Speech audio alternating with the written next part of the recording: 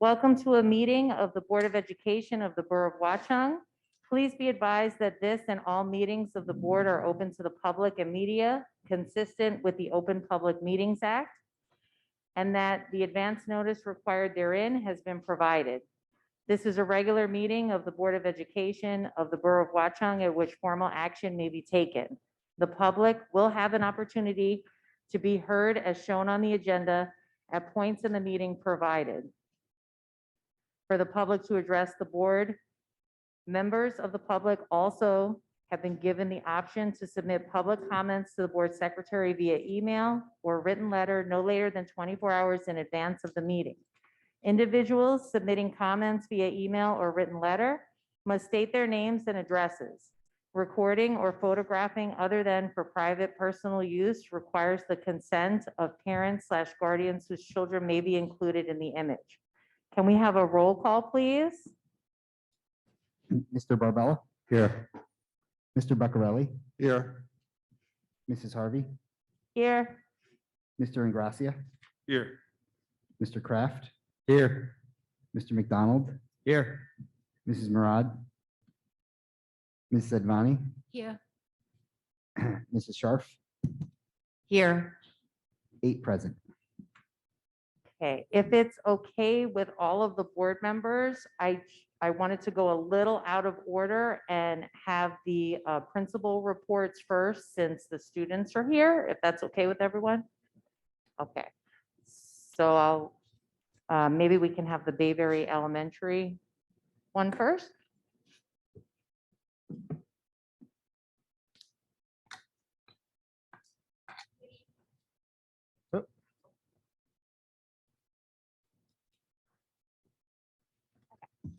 Good evening, everyone. My name is Pierce Goodstein.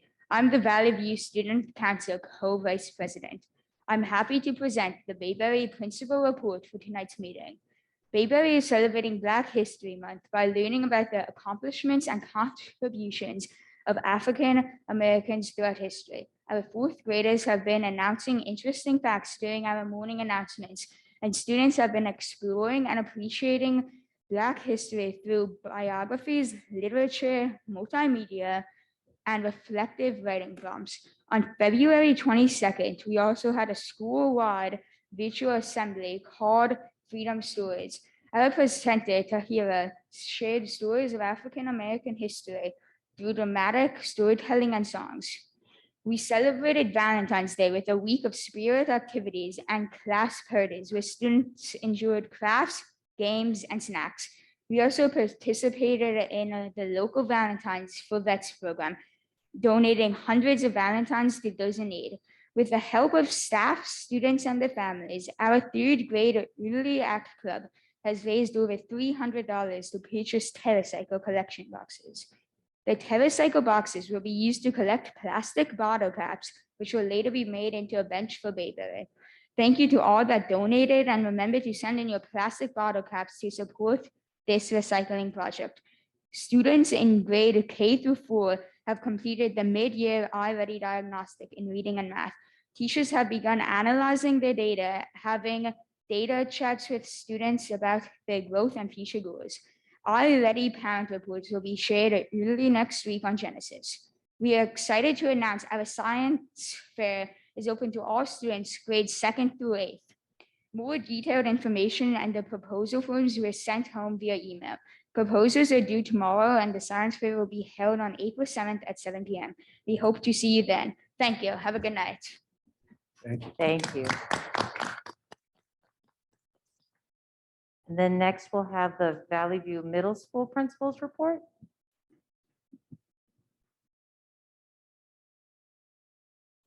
Good evening, everyone. My name is Emily Hauk, and I'm Valley View Student Council's co-vice president. I'm happy to present the Valley View Principals Report for the month of February. Valley View is celebrating Black History Month during the month of February. Our school has been highlighting various Black individuals. Teachers are infusing discussions and activities that highlight the lives and contributions of multiple men and women of color into their lessons. For example, in social studies and French classes, students in grades 6 through 8 examined contributions and lasting impact of the Harlem Renaissance and the Negritude movement in the United States and in Europe. Students explored music, art, literature, and dance. In 8th grade art classes, students applied their knowledge of shading and value while painting grayscale portraits of influential African Americans. This project was inspired by the work of contemporary artist Amy Sherald, who uses gray skin tones to redefine concepts of race in visual art. In 2018, Sherald was selected to paint a portrait of former First Lady Michelle Obama. Meaningful quotes from notable African Americans are also being shared daily over the announcements. Valley View held their winter music concert on February 2nd at Watchung Hills Regional High School. Our band and chorus students performed beautifully. It was a joy to attend. A link of the recording of the event can be found on the Valley View website. The second marking period ended on Wednesday, February 2nd. Report cards were made live on the Genesis parent portal on Wednesday, February 9th. Valley View students created Valentines for vets. The Valentines were picked up on February 11th by veteran and military representative for Congressman Malinowski's office and shared with Operation Jersey Cares, Operation Shoebox, and/or the local VA at Lyons Medical Center. Teachers began administration of the iReady diagnostic assessment on January 1st and concluded on February 11th. iReady diagnostic reports will be made available on the Genesis parent portal early next week. Our coding and robotics students participated in the Teams competition on Saturday, February 12th. Teams Tests of Engineering Aptitude, Mathematics, and Science is a one-day national competition that gives high school and middle school students an opportunity to discover engineering and apply their knowledge. Students work together to solve real-world engineering problems and applying their math and science skills. Our STEM students participated virtually in the Science Bowl on Friday, February 18th. Launched in 1991, the National Science Bowl is a highly competitive science education and academic event among teams of high school and middle school students who compete in a fast-paced verbal forum to solve technical problems and answer questions in all branches of science and math. Each team is composed of 4 students, 1 alternate student, and a coach. This event was run by the U.S. Department of Energy. The Valley View Coding and Robotics Club held its first annual Family STEM Night on Wednesday, February 23rd, in recognition of National Engineers Week. Family visited and engaged in activities at multiple STEM stations run by Valley View students and staff. Thank you and have a good night. Thank you. And if it's okay with the board as well, I just wanted to jump to if any of the parent groups wanted to give an update now before, because we're probably going to go into an executive session. So if that's okay with the rest of the board. So if any parent groups want to get up, you can come on up.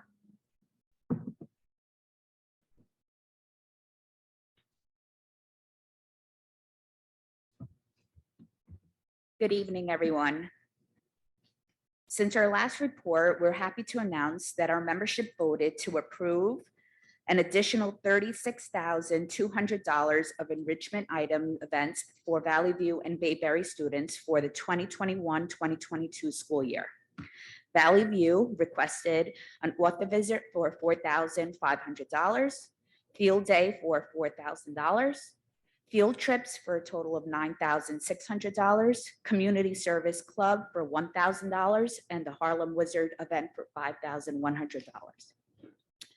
Bayberry requested for a field day $6,000, chess club $900, and the Harlem Wizard event for $5,100.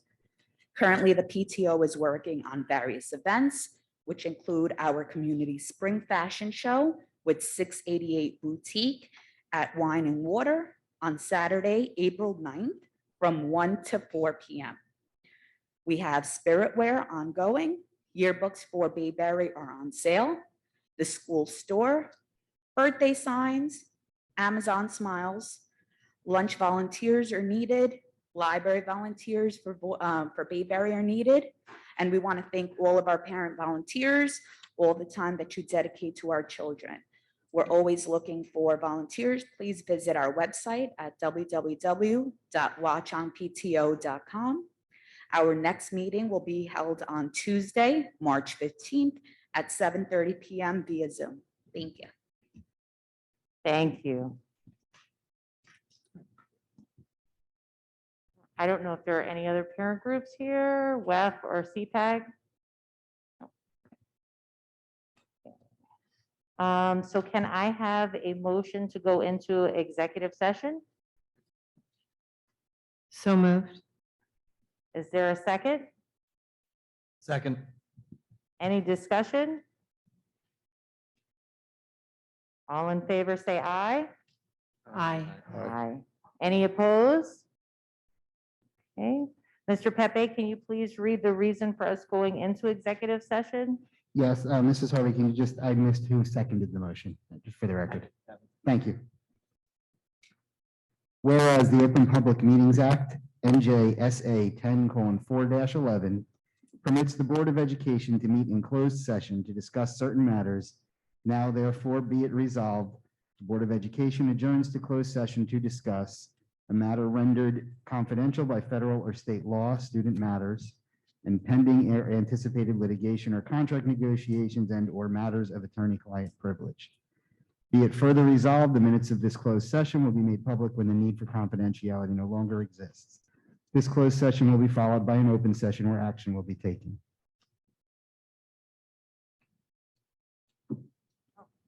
I believe we're going to be moving into the media center. So if all board members could just head up there.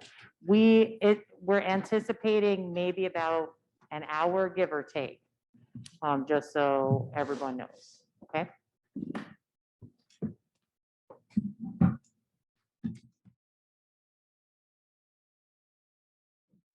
Okay, can we have a motion to come back out of executive session? So moved. A second? Second. Any discussion? All in favor, say aye. Aye. Any opposed? We're gonna move on to board member comments. Are there any comments from board members? Okay, I have some comments, actually. In regards to the return to the in-person board meeting format, a suggestion was made by a board member to hold our meetings the same way they were conducted before the pandemic. As many know, we turned to Zoom meetings as a temporary solution during the height of the pandemic when we could not meet in person. During these past almost 2 years, but even more recently, we had several challenges with audio issues such as hard to hear or low audio and audio feedback. Many board members complained that it was difficult to hear each other, causing members to speak over one another, and more importantly, the comments of concerned citizens during the public speaking portions were hard to hear. I would like to personally thank Rich Pepe and our IT department for trying to make this work. The public health emergency that granted us the ability to hold Zoom meetings by the state expired in January of this year. Given these reasons, and most important, our ask of last year that our students, teachers, and staff return to an in-person format, we felt that it was appropriate and safe to return to an in-person format. How could we, as board members, ask our students and teachers and staff to do something if we weren't willing to do it ourselves, since we don't offer hybrid learning? The majority of the board supported these reasons and wanted this to go into effect at our February meeting. Moving forward, our public board meetings will occur in person, with the meeting being recorded and posted shortly after on the district website. The recording allows the community to review the meeting if they cannot physically attend it. The data shows that from August 2021 to January 2022, anywhere from 140 to 235 views were made of the recordings of the board meetings after the meeting had taken place. This shows us that we are reaching more community members by posting the recording of our meetings so they can view it at their own convenience. Community members will still have the opportunity to email a comment to the business administrator 24 hours before the meetings if they cannot participate physically but want their comment read during the meeting. The superintendent notified the community of this change much sooner than we were obligated to, allowing everyone to make arrangements. Our board attorney informed us that many boards of education and municipalities are returning to in-person meetings. I will say that after 2 years of being in a Zoom format, I am hoping more community members, especially parents, start to participate in our board meetings. It has been interesting to see that more often than not, the amount of teachers that are attending the meetings exceeded the number of parents and community members. Our board not only welcomes, but wants community input as we continue to strengthen our schools. Speaking of input, a statement was made at a previous board meeting and then quoted in the Echo's Sentinel newspaper for the board to get referendum input from the PTO. An executive board member stated they were caught off guard that there were no updates to the cafeterias in the last referendum.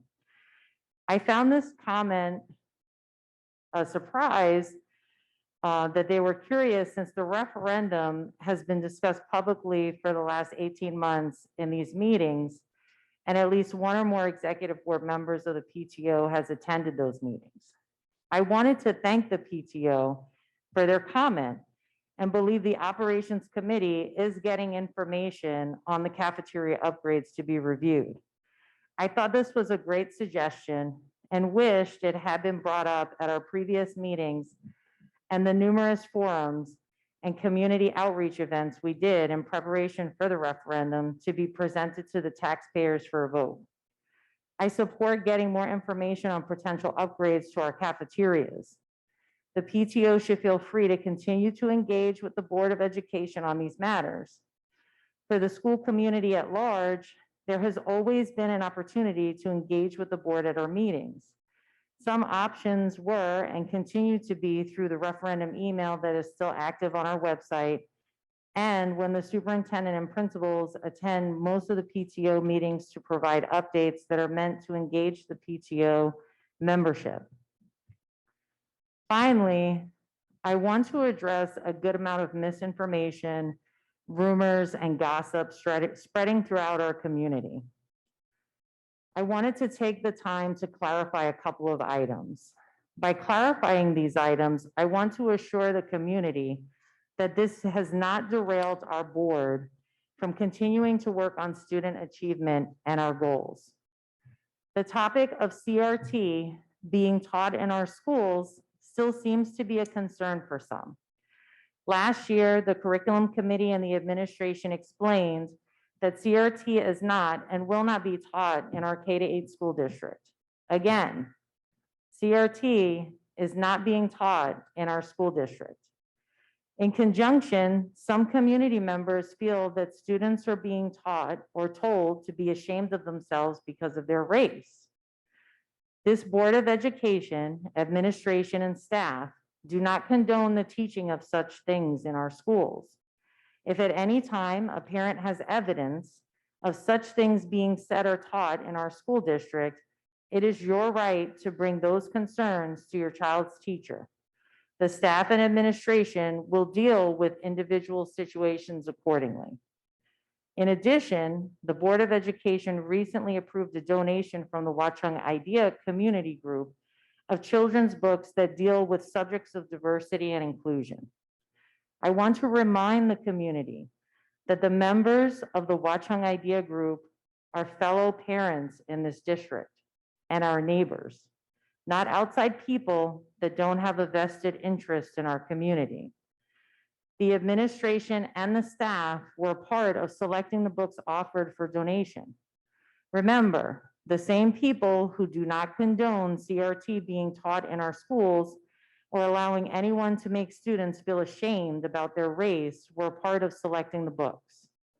Those books are not a part of the curriculum, but are extra resources for classrooms and the school libraries. The rumor is that these books are being used to make some children ashamed of their race. This is untrue. The Wachong Idea did not propose books of that nature.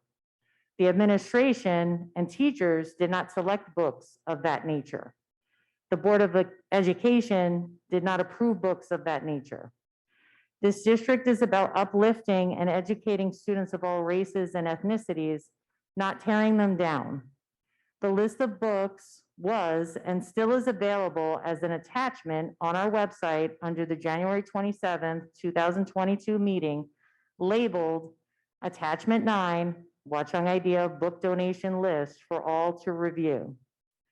The district is not working in secret on these items and has made the list available for all to see.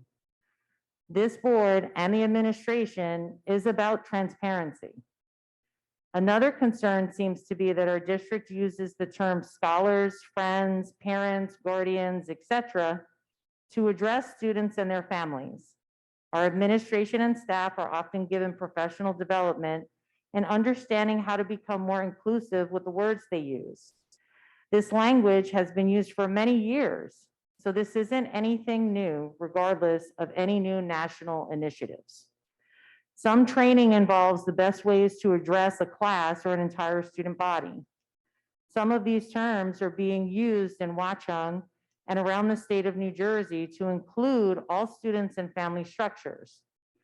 You could have a student raised by their grandparent or aunt and use more inclusive terms to help that student feel a part of a school community. Again, it is the vision of the district to include and accept each other's differences, not to exclude students and staff. Our vision statement reads, the Watchung Borough School District is committed to inspiring learners to explore, inquire, and collaborate on their joyful journey towards discovery, independent thinking, and creative problem solving. Our culture of acceptance and inclusion provides the foundation for learning and social and emotional growth. Through reflection and ethical decision-making, we continue to learn and grow, embrace differences, and prepare for an increasingly complex, ever-changing world. The district's 21-22 third goal is to ensure a culturally vibrant, inclusive school community that values diversity, equity, and empathy. These three words do not apply to just one category of student, but rather all students regardless of race, religion, gender, or identity. The Watchung Hills Regional High School's regionalization study is another topic that seems to be coming up again. This was already stated at a previous board meeting last year, but I want to inform the community again that none of the sending districts participated in the study. It is not just Wachung who didn't participate, but again, none of the sending districts participated. If our community doesn't think any of us are telling the truth on this matter, they could call up each sending district's Board of Education and ask them directly. You can also refer to a recent article in the Tap Into. We received an update from the Watchung Hills Regional High School today. I forwarded that email to the rest of the board and the administration. The Watchung Hills Regional High School District has filed their LEAP application with the New Jersey Department of Community Affairs for grant funding in support of the regionalization feasibility study.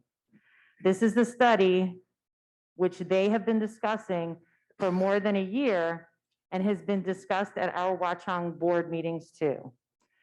The broad parameters of the application include proposing a study to investigate the feasibility of combining the lead agency together with the existing K-8 sending districts into a single pre-K to 12 school district. The high school will also review other possible consolidation combinations within the existing groups and as well as also specific areas of shared services. The study will review 5 alternative scenarios. Number 1, status quo. No changes to the current educational configuration. Number 2, the high school and all sending districts form a pre-K to 12 all-purpose regional school district. Number 3, the high school, Warren, Long Hill, and Wachong form a pre-K to 12 all-purpose regional, and Greenbrook Township enters into a new sending/receiving agreement with the new pre-K to 12 regional for grades 9 to 12. Number 4, a combination of the high school and all the sending districts form a pre-K to 12 all-purpose regional, with the remaining districts entering into a new sending/receiving agreement with the new pre-K to 12 regional for grades 9 to 12. And 5, status quo with significant shared services between districts. The objectives of the study are to explore the following areas: educational impacts of new configuration, racial impact of new configuration, staffing impacts of new configuration, financial impact of new configuration, impact on school buildings and facilities, impact on governance, and legal considerations. They will keep us posted as the application process progresses. They expect to hear more in the next 60 days. Some of our community is also under a false impression that one item could distract this board from working on all other school district topics, including student achievement. I want to clarify that committee reports are provided at every meeting explaining what each committee is and continues to work on for the children in our school district.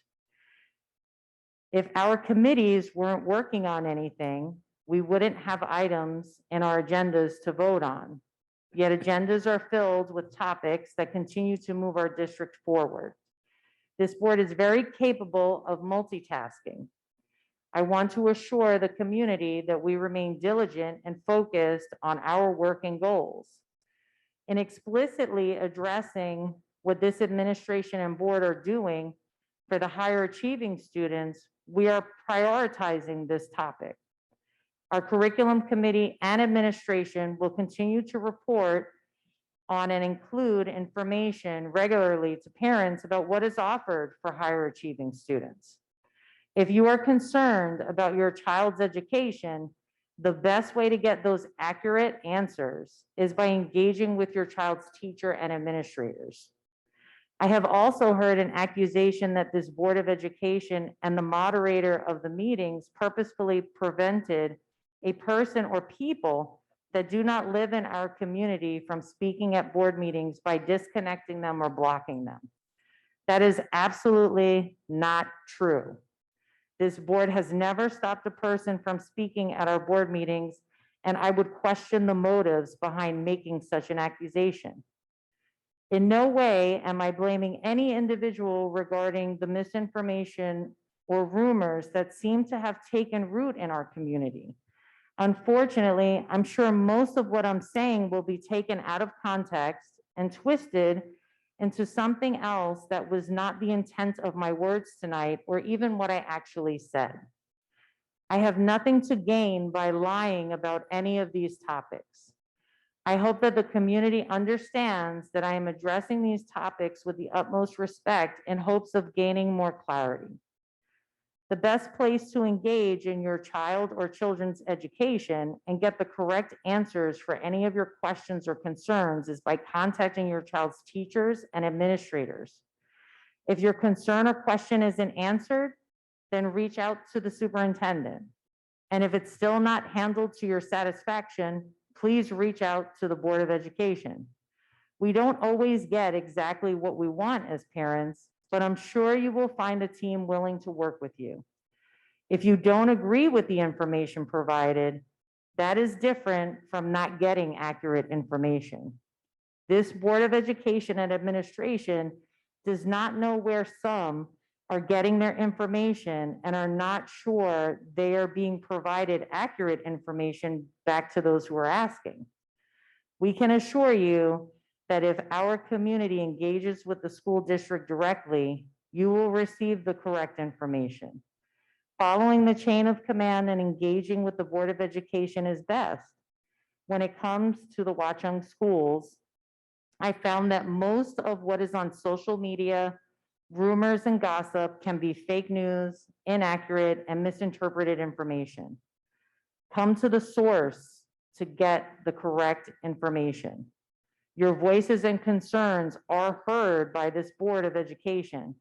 And I want to assure all parents that your concerns and suggestions are brought into some of our committees for the board to work on.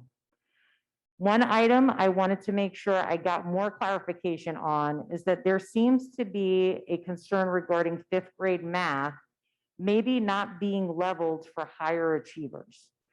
I would like to suggest this be discussed in the curriculum committee and that the committee can then report back to the community. In addition, if any parent has this question about their child's math option in Valley View, you can contact your child's teacher for further clarification on what opportunities are available. In the future, we will do our best to clear up any misinformation brought to our attention. Thank you. Are there any other board member comments? I have a brief comment, Dory. I know that historically, I've not been among the most outspoken members of the board during our public sessions, but I wanted to make a comment tonight about something that I think goes beyond just this board. I thought a lot about how to say this, and I plan to give a deep reflection of my time growing up in this town and the reasons that I continue to choose to call Wachong home. But I think this comment goes far beyond the borders of Wachong.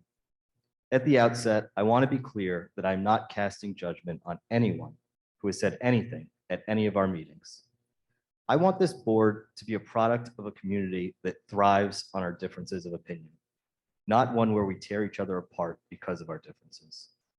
I truly and firmly believe that everyone on this board wants what is best for our students and what is best for our town. I also truly and firmly believe that each of our residents who has given their public comment also want what is best for our students and our town. We're a small town, and if we want our schools to be the best that they can be, we have to come together and start acting as a community. We don't have to agree on everything to be a community. In fact, we don't have to agree on anything. But as a community, we have to start giving each other the benefit of the doubt that we are all working towards the same goal. And I would describe that goal to all of you as a fiscally responsible but first-class school system. I'm not asking you to agree how we get there. We can disagree with one another without doubting each other. In fact, that is exactly how our country was built. However, we need to move beyond what the Echo Sentinels has termed our quote-unquote schoolyard scraps. If we can't start to agreeably disagree, we're going to lose talent. And we're going to end up with town leaders who are a product of blood sport. The loudest, most argumentative, and politically savvy will rise into leadership positions, and our schools in our town will be all the worse for it. I'm not asking anyone to stifle their opinions. I'm asking you to come to our meetings and voice your opinions, but do so in a way that acknowledges that we are all neighbors. At the end of the day, we're all in the same boat. We're going to get much farther if we all work together. I am very hopeful that the new ad hoc committee for the school bond proves to be a way forward for us all.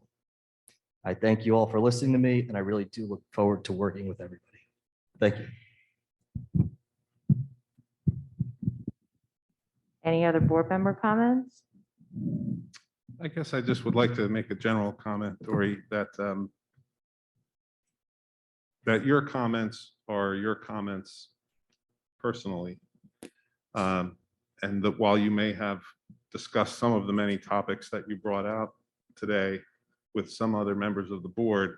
I just want to make it clear that you're not speaking for the whole board with that whole list of things that you discussed. So I'm not trying to take individual issue item by item, but I just would like to say that I didn't have an opportunity to see even the list, let alone the additional comments. And so it's just something that you're the president of the board. And so I just want to make sure people understand that these are your comments. It's not that we've, as a board, come up with a statement that you're reading on behalf of the board. That's my only point.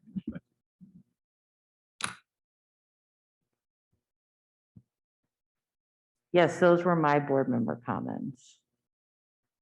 And just so you know, we don't need to provide each other with our board member comments prior to meetings.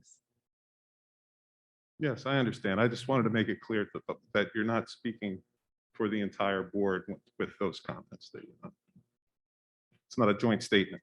Board. Thank you, Mr. Ingracia. Are there any other board member comments? I support your comments, Dory. Thank you, Adam. As do I.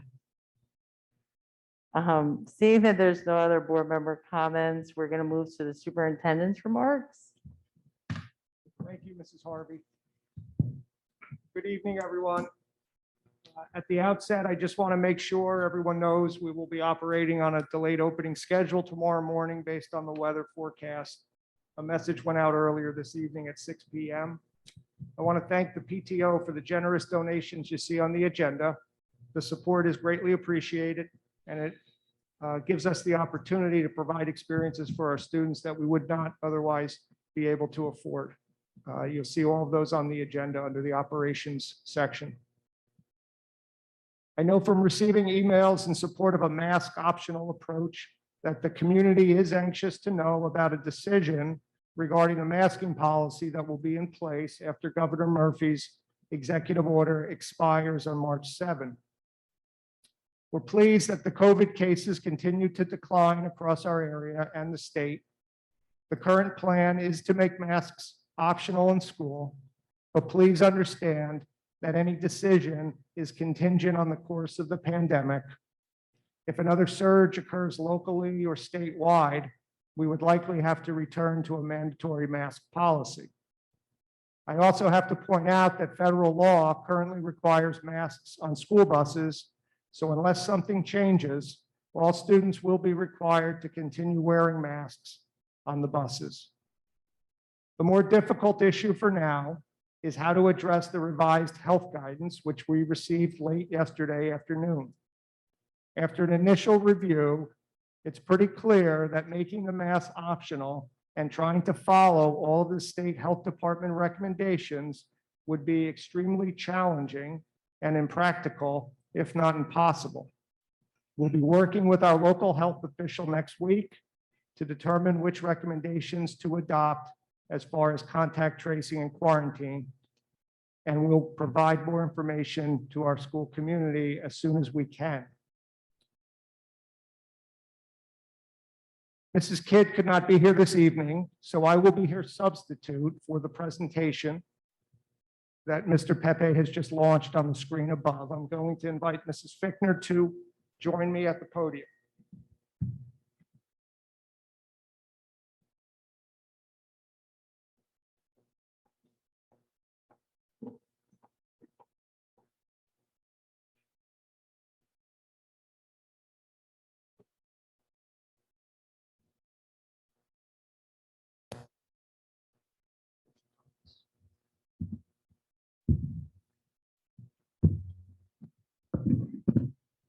All right.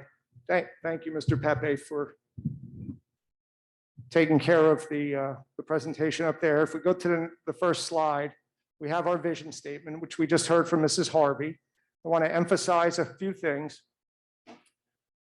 You'll see in that first sentence how much we value and emphasize inspiring our learners. And learners is to be broadly interpreted for our students and adults in our community. Okay. We place an emphasis on exploring, inquiring, and collaborating, making those the key aspects of a journey toward discovery, independent thinking, and creative problem solving. We believe deeply in a culture of acceptance and inclusion, and that provides the foundation for learning and educational and emotional growth, social and emotional growth. And through reflection and ethical decision-making, we not only continue to learn and grow, but embrace differences and prepare our students, our learners, for an increasingly complex, ever-changing world. This presentation is going to be outlined as follows. We're going to have an update on student learning, and that's going to include our iReady diagnostic results for the winter, which took place in early February.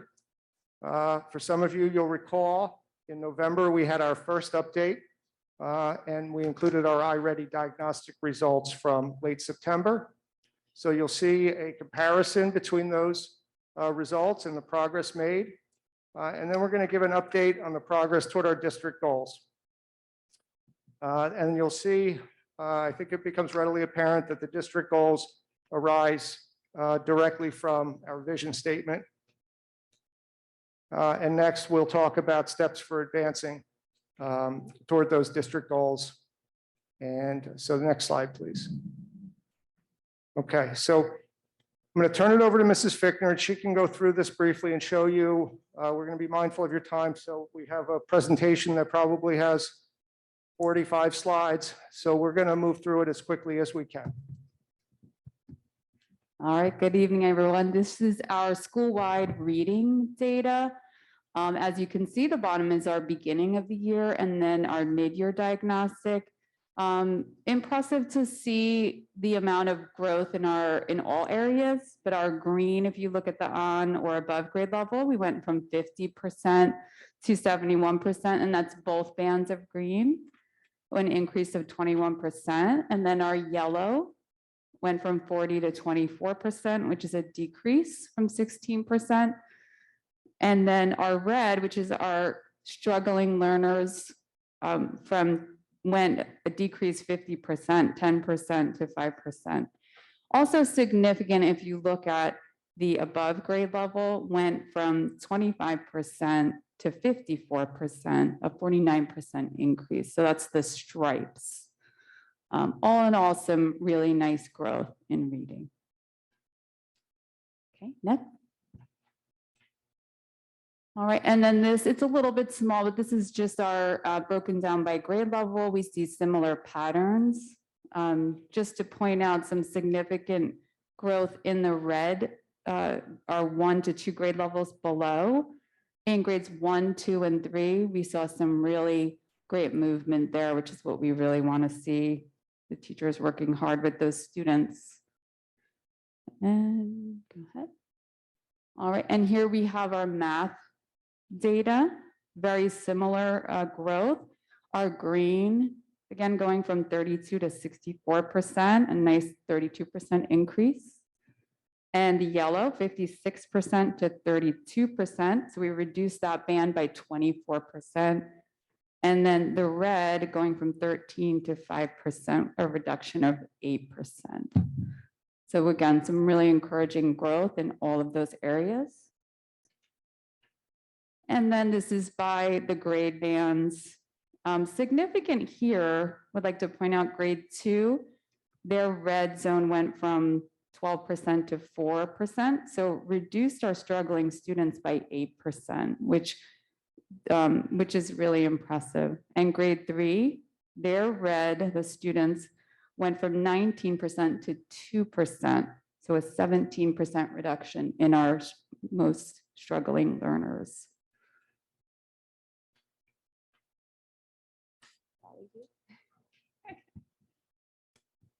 We see a similar pattern here with grades 5 through 8, where we're looking for that green line to extend itself, particularly the shaded green line, which you see, 11% difference there for the cumulative progress for grades 5 through 8.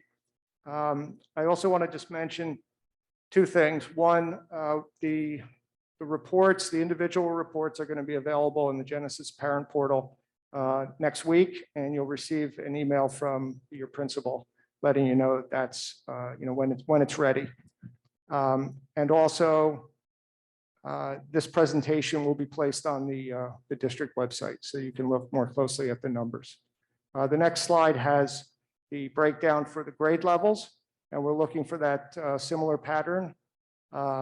You see, it's not always a straight line in terms of progress, and sometimes there are areas where, based on expectations for a particular grade level, you may not see as much growth, and those are items that we continue to look into.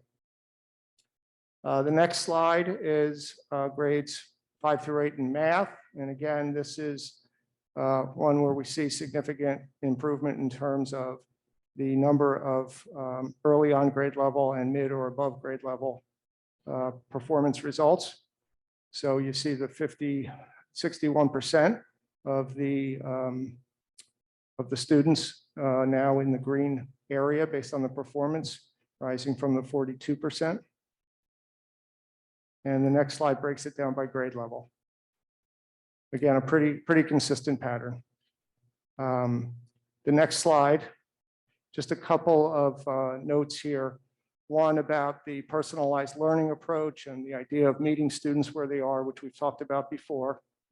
The teachers are using the data to design appropriate challenges for the students, and it's not just about the struggling learners, as we heard before. iReady creates these individual paths for enrichment and practice to work on students' skills based on the diagnostic performance. So it's really a great way to use technology to personalize learning for the kids. Our SOAR teachers, our gifted and talented teachers, also use the results to assist teachers in the classroom. And then next is just a quick note about the data. The performance is measured against expectations that iReady uses based on historical data that they have. It's not necessarily aligned with the NJSLA, but this is a skill-based program that has a wealth of data based on years of experience, and that's how they gauge the performance. The mid-year data in February is measured against the progress toward iReady's standardized expectations and compared with the performance, as I said, last fall in late September, early October. The fall results that were reported in November and remain on the website were measured against beginning of the year expectations. Next, we're going to move into the district goals, and we have our first goal, which is an academic goal focused on creative problem solving, design thinking through our enhanced STEM and STEAM related opportunities, along with looking at scheduling options to increase academic opportunities for students. The second one deals with enhancing student wellness and social emotional learning with a focus on a growth mindset. And we've talked about the growth mindset before. It's an attitude that helps individuals look at their learning in a positive way by not worrying so much about what they are getting right or wrong, but taking the risks to try things, to explore, to inquire, to come up with creative solutions to problems. And again, not the fixed mindset, the complete opposite of the fixed mindset, which is where you have people who believe that there was a fixed amount of intelligence and that you really can't go beyond that fixed amount. We see it completely differently. Ensure a culturally vibrant, inclusive school community that values diversity, equity, and empathy. And then maintaining the focus on our financial needs of the district, working on the referendum and the strategies for increasing our reserves. So the first part I will take care of will be the design thinking and problem solving. And the essential question is, how are we advancing instruction towards this? And we're looking at this in a few different areas. Overall, it's about the teaching and learning process, but where that takes place is not just limited to the classroom, but in after school clubs and our coding and robotics clubs, field trips that we have planned for later in the year, and even in professional learning. And earlier in the year, in November, we had a presentation from our Valley View STEM teachers who talked about the design thinking process. And the beauty of this is that it really is aligned with our vision for learning and the teaching and learning process overall. It's explained that not only do you have to exercise some capacity for empathy to understand your audience and understand what problem you are trying to solve, and being able to define that through inquiry, through sharp questions, and then brainstorming, leading to the building of a prototype, and then testing out ideas. And again, that idea of inquiry and solving problems in a creative way, and also having a growth mindset of trying things out. If things do not work out, it provides further data for people to look at the problem in a different way, and you continue the process. So the next slide moves into a couple of examples of what the students have been working on, and it's done by grade level.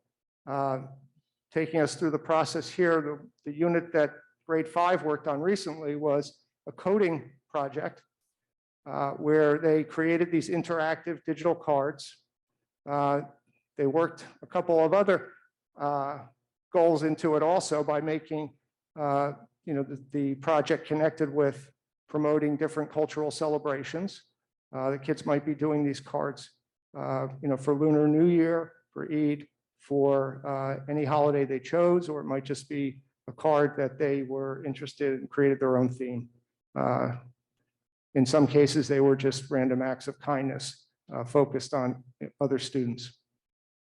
So they identified the interactive features, defined the problem.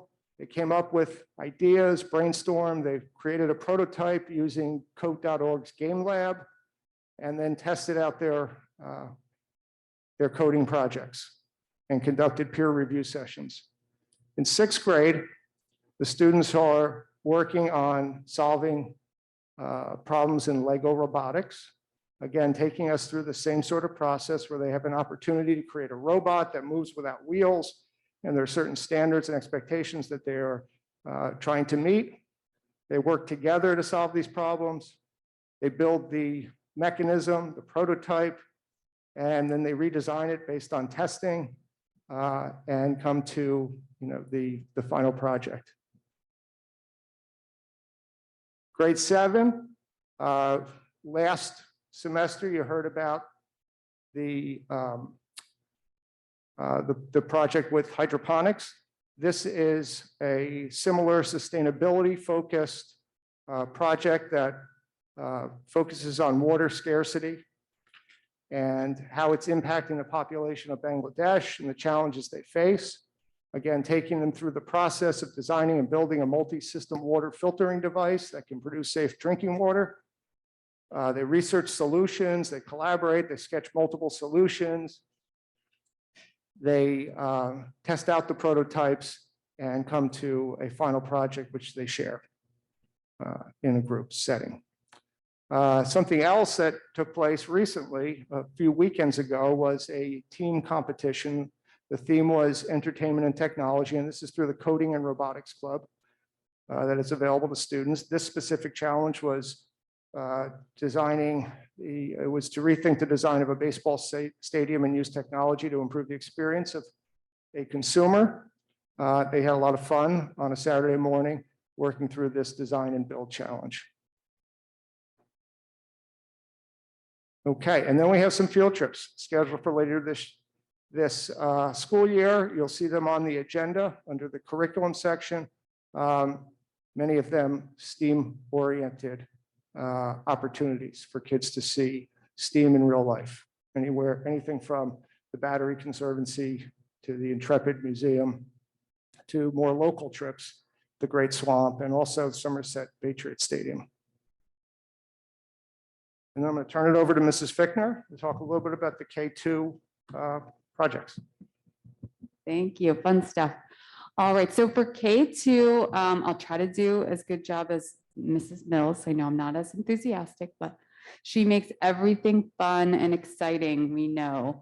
So for her, she's continuing with her STREAM Storybook STEM Challenges, which is the STEM challenges have a center on characters, problem, a lot of fun. So here are some stories that she's been doing recently. listed there. She had some holiday challenges with Valentine's Day. But it's really nice to see her integrating the language arts with the STEM as well. Next one, please. All right, so the Zipline challenge was a lot of fun. This was one that I actually went in to see. It was a lot of fun. She had a little gingerbread man that the kids had to create a carrier for the gingerbread man to go down the zip line and do it as fast as they could and not fall into this little river with a wolf on the bottom. And it was so much fun. And just to see the kids, how intrinsically motivated they were to continue and how independent they were and ideas that were just flowing. It was amazing. Another one that's a lot of fun is the Olympics engineering that she was working on, creating a ski slope for a ski jumper to jump the farthest distance. So a lot of engaging projects. That was for grades 3 and 4. All right, next one. All right, so coming up soon, and this is one I can't wait for, the Snowplow Business Challenge. She is having the kids take one of those little Sphero robots. Oh, you know that, yeah. And create a snowplow for it. So they have to actually make one. And then she's going to put cotton balls all over the floor, and they have to test their design out and see who can plow the most snow. So that's going to be a lot of fun. Hopefully I didn't ruin that surprise for you, Sophia. Did she tell you about that one? Okay, good. All right. Weather challenge. Then you have hurricane houses, and this is integrated with the 3rd grade. They have been studying weather. So again, it's nice to integrate with other subject areas. They have to create a house that can withstand hurricane conditions. That's also challenging and fun. All right, so again, these are a couple of things that they'll be starting soon, a Google Doodle design challenge. So she gives them a scenario that they will be hired. So this real world application by Google to create a doodle to appear on the website. And they're going to be using Scratch with that as well. The other thing is that they have to create an app, come up with a plan for an app, another real world application that uses their creativity. And then they will actually try to solve a problem that they see in their real life. All right, and here are just some websites and different things that she uses throughout the year. Virtual breakout rooms, something called Breakout EDU, which is a virtual escape room that the kids love. So it deals with problem solving, collaborating. Inventioneers app, again, they're solving problems with inventions and using Google Draw to complete some design challenges.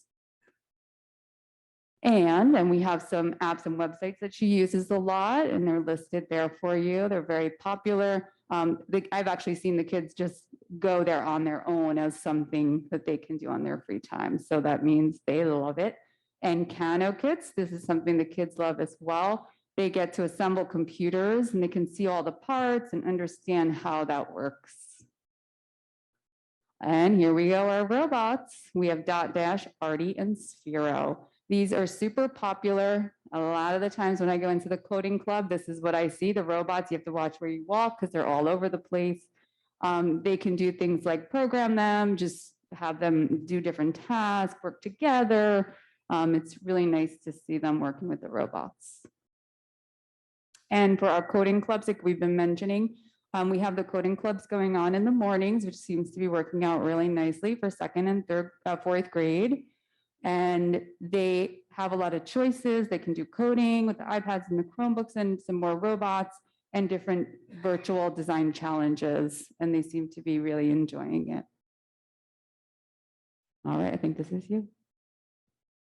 So I was there when they were just starting the Google Doodle project, and they were in, Miss Wells was introducing, Miss Mills, excuse me, using her maiden name. She was introducing Scratch, and the excitement in the room was palpable. I mean, I agree 100% with you.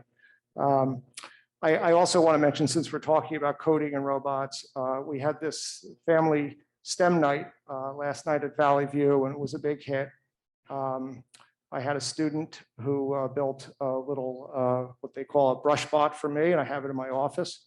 It's just an opportunity to engage in a lot of these activities, and there were younger siblings from Bayberry there, and the parents also had an opportunity to go through these four or five different stations and either get involved in a coding project or some type of robotics. Next is our movement towards social emotional learning, and just a few examples that we'll go through quickly, but we're continuing at Valley View and at Bayberry, the second step curriculum that we've talked about before. This is our second year with it, and it's really paying dividends for us. It's across content areas, continue to have spirit activities and digital citizenship lessons for our students. Our school counselor has lessons and activities that she shares with students. And one of my favorites is the Student Outreach Club that's run primarily by the kids with 2 advisors, but they've been reading stories. And I've basically through Google Meets for Bayberry classes, and they'll be reading storybooks to them. I've seen it online as a participant, and I've also been in the classroom watching the kids at Valley View do this, and the kids at Bayberry just love it. Community service projects and upcoming assemblies are also helping us make sure that we are keeping open minds in our students. We have Mikey Fallon coming soon to Valley View, and he does a lot of different programs on diverse viewpoints and deeper understandings and empathy. The Valley View staff is also, they have a health and wellness club. They're doing monthly SEL calendars and monthly theme breakfasts through the Sunshine Club. The simple SEL practices to start the day. I know I've seen a number of different newsletters sent out by our school counselor. And Mrs. Kidd is also leading a restorative practice faculty book discussion during faculty meeting time. And then I'll turn it over to Mrs. Fickner. Okay, so at Bayberry, we are also continuing our SEL lessons weekly, second step, and ALS, PALS, and pre-K. I've seen a lot of the teachers now starting, as they become more familiar with second step, integrating second step with other subject areas, bringing in read alouds to reinforce and reinforcing those concepts that they taught all throughout the week, which is really nice. We've had our teachers supplement with mindfulness activities, have parents come as guest speakers and do mindfulness, stretching and yoga and things like that. Helping students identify emotions and coping skills is something we're continuously working on, and of course, conflict resolution. We do have monthly second step themes that we reinforce school-wide through morning announcements, and then I have all school meetings that we do that as well. And we continue with guidance lessons based on the needs and things that are going on in a day-to-day basis. Next slide, please. Thank you. Okay, so another way that we like to build community with Bayberry is through school-wide service projects. I was so proud of what the students came up with for their day of service. There's a few pictures there. So I basically just asked the teachers, talk to the students and see how they can be of service to the school community. And they all came up with different projects. We had some students create positive posters to hang around the school. We had some students clean some things in the art room. We had some students shelve books in the library. They really came up with some great things. It was a great day. We also have our Early Acts Club that you heard about earlier. They were raising money for these TerraCycle boxes, and they have already started collecting a lot of bottle caps so that they can make their bench. So that's exciting. And then we did Valentine's for Vets, which was really fun. And here's a few more of some of those positive posters. We had our preschool work with our first grade on a buddy peace project. And then again, that's us with the Valentine's for Vets there. All right, and then for our staff, we know we have to take care of our staff as well so they can take care of our students. So we have been planning some things through Health and Wellness Committee. We had a Better Food, Better Mood, Healthy Breakfast. That came with a little education. Some people needed to know what was healthy, so we gave them some sample items. And we're starting to plan some additional events for staff as well. We have our Sunshine Committee doing some school culture events, and it's some of those just little things that give our teachers a boost. It could just be a little piece of chocolate. that works, you know. And we celebrated National Soup Day, which was a big hit, things like that. Anything to do with food is always popular. And then making sure that we are keeping our staff fresh. They love to learn. So that is why I put this under social emotional learning. Something we recently did was a behavior supports for students. And I also did a training on response to intervention, which helps them feel more confident in supporting our students. And then I'm going to work on some enrichment, academic enrichment training as well.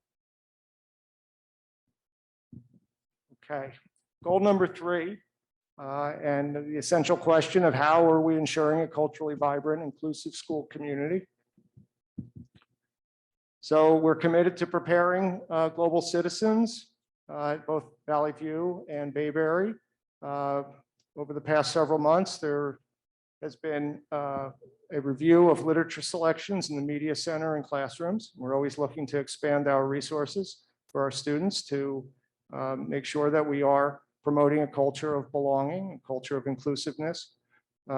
We've had, this was a great project that I was able to witness here in the APR. The social studies teachers brought their classes down here for this engaging project, a hands-on project. You see some pictures of it.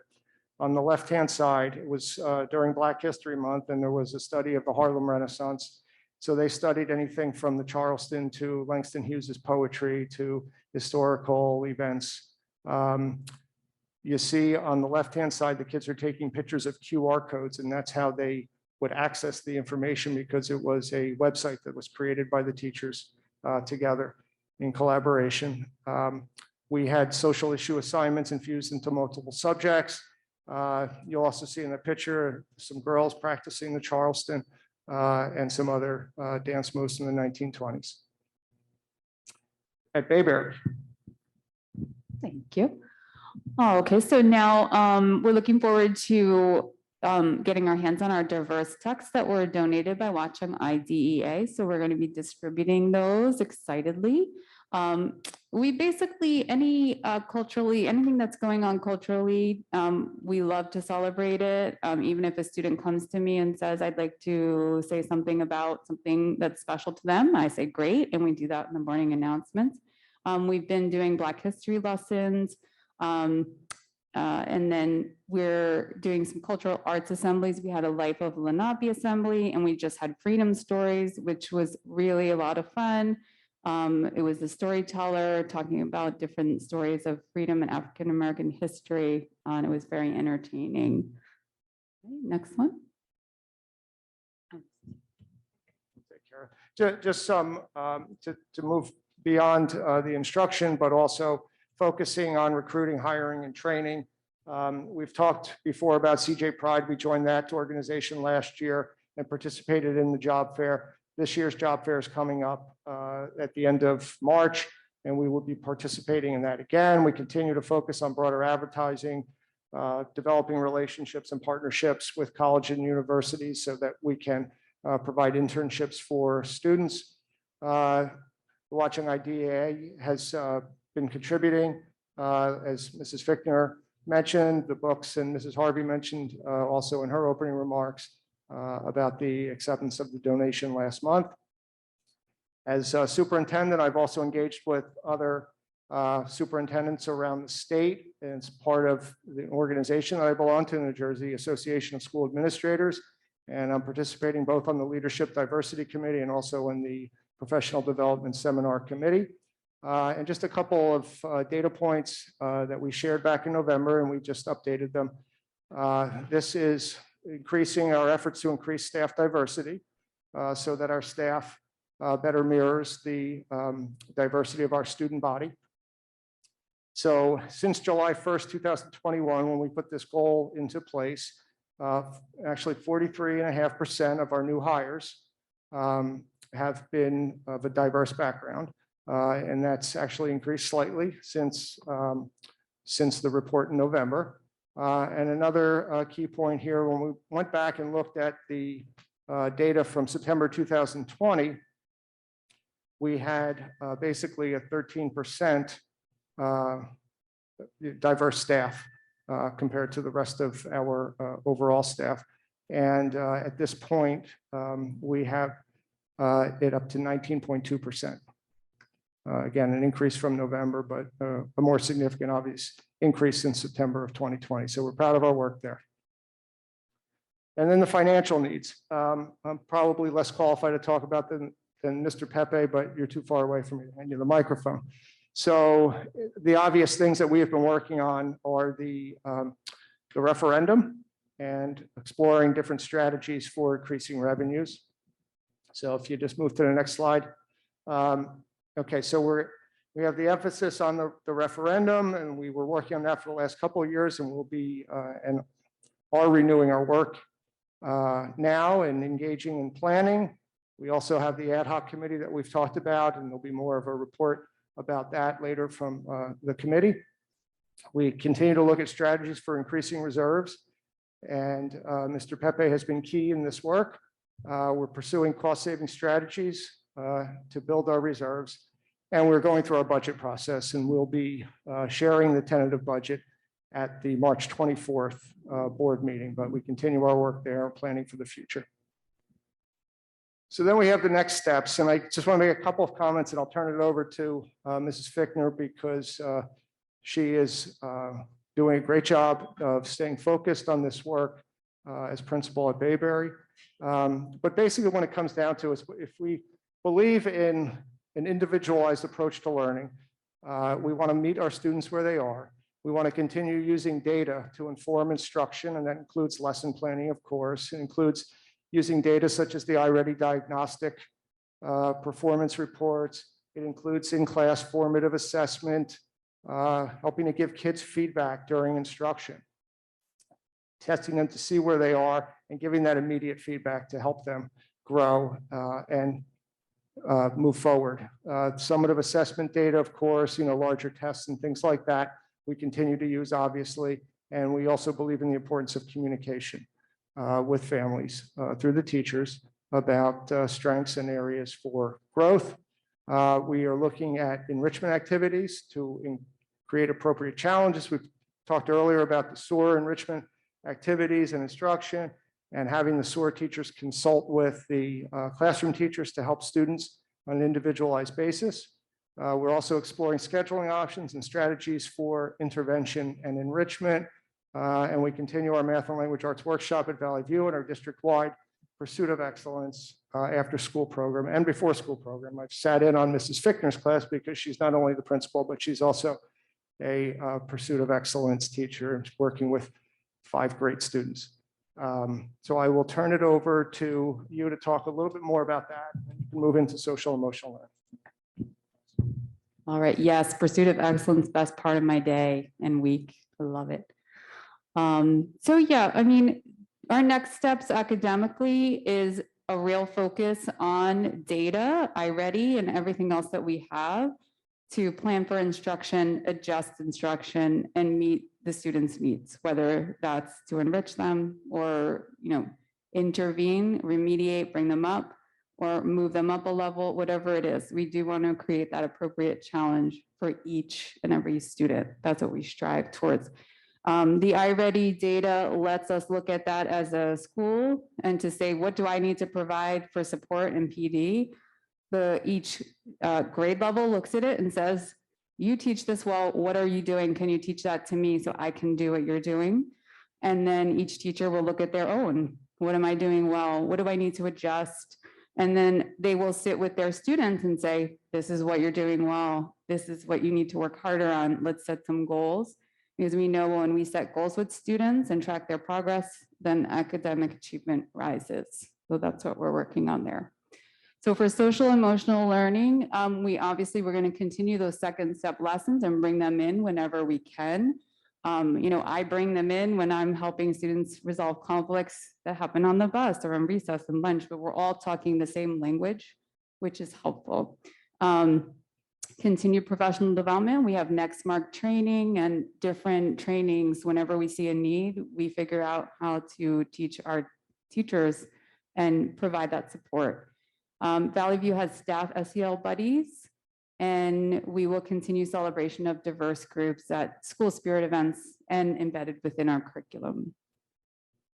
For diversity, equity, and inclusion, again, we're continuing to celebrate as many diverse groups as we can. Some of those ideas come from our students and our families. We have student assemblies. We're always looking to bring in that culture piece and author visits. Whenever we're looking at any supplemental resources, it's always on the, on the forefront is this moving our, diversity, equity, and inclusion further? We have to make sure we're looking at that. And then as I was talking about PD opportunities, how can we be more inclusive?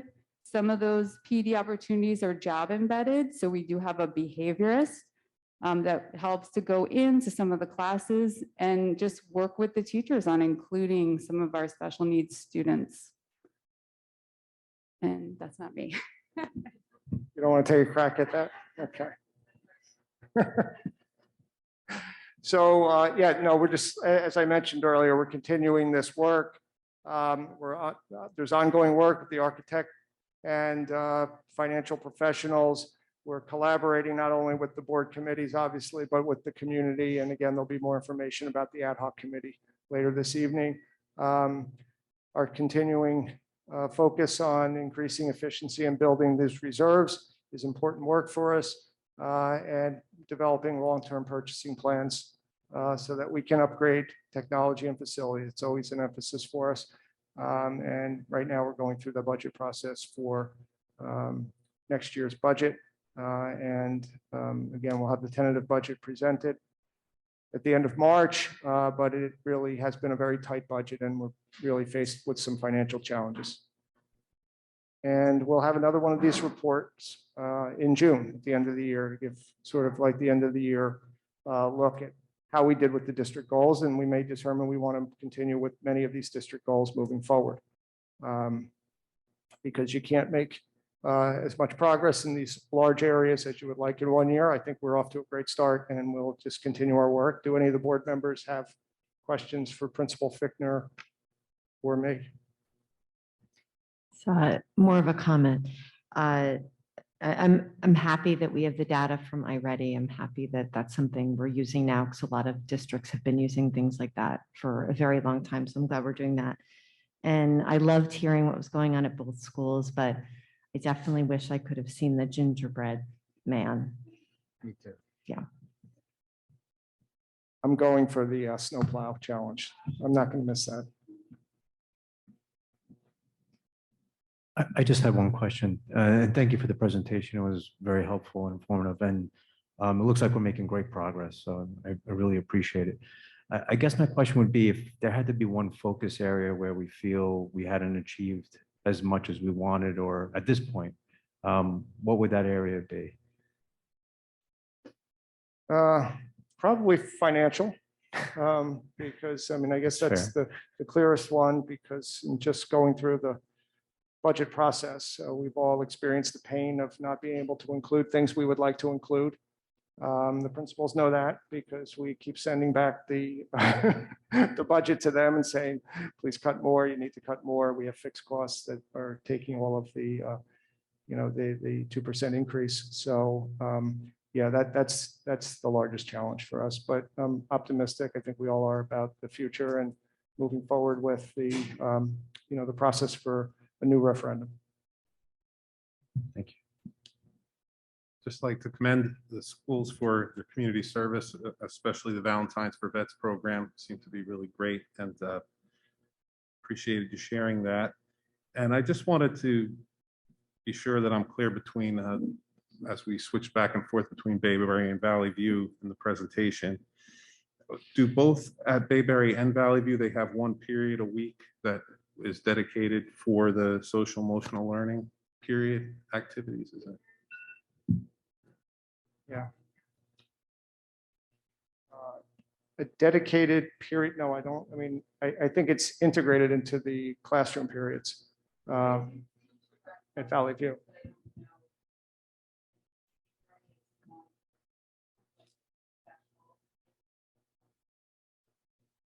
One 40-minute period per week at Bayberry, but Valley View is more integrated. It's integrated into the curriculum across the different content areas. Okay. Oh, yeah. And just to add, the 40-minute per week is for the direct instruction lesson. And then the same thing, you're supposed to each day is like a little reminder lesson to integrate it throughout. Reinforced throughout the week. And this may be more started with the board comment, but there was the comment about fifth grade math being leveled for higher achievers. And I'm not sure what the issue was that was being referred to there, but it's only math classes that are being leveled for higher achievers, or are there language arts and science leveled classes also for higher achievers? Currently, it's the math in 6th, 7th, and 8th grade. Okay, so in 2018 or so, it was leveled, it was math, science, and language arts all had leveled classes from 5th grade to 8th grade. There was a time when there were leveling in the other areas pre-pandemic. And so now it's only math for budgetary reasons, or is it? You could argue that it's budgetary reasons, but you could also argue it's best practices. And that's the avenue that we've pursued. When we had level classes in language arts, we got feedback from the teachers that it wasn't working for a lot of reasons. And they wanted to make sure that the classes were more heterogeneously grouped. And so that's the avenue we went.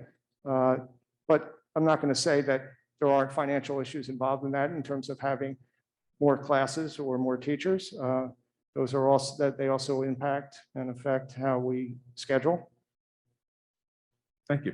Yep, thank you very much. And the Valentine's for Vets was something that Congressman Malinowski's office reached out to us about, and it was like they gave us like 2 or 3 days notice. So I just shared it with the principals, and they shared it with the teachers, and everyone jumped right in on it and just produced these Valentines very quickly at both schools. And so it was really a big success.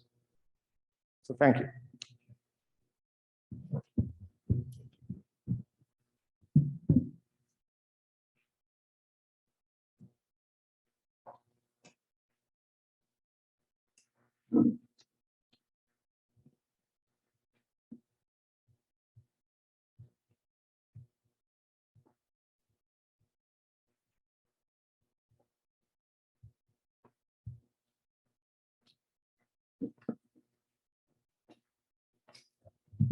But I don't want to forget Mr. Toto.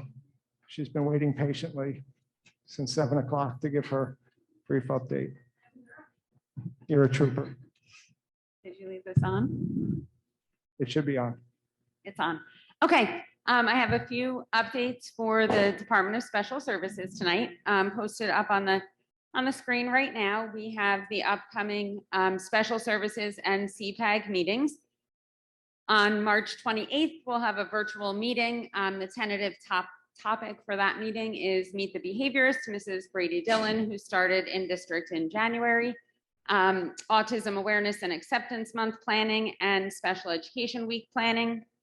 We have a tentative date of April 25th for a virtual meeting to discuss ESY and summer opportunities, and also Special Education Week planning.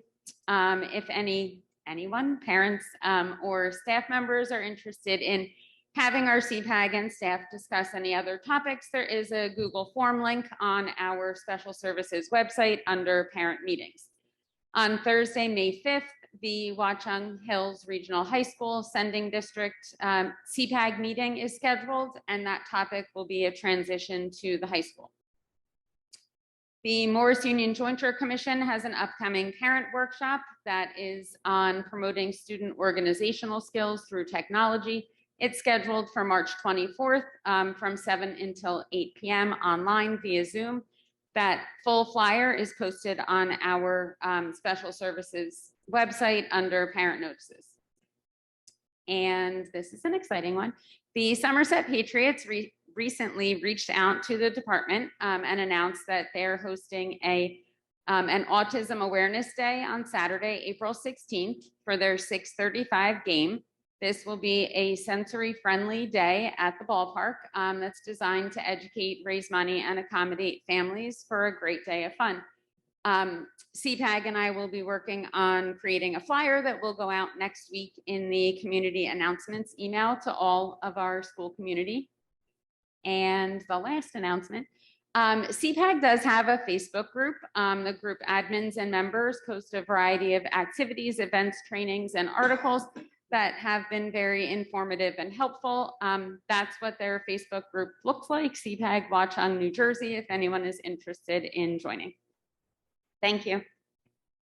Thank you, Mr. Toda.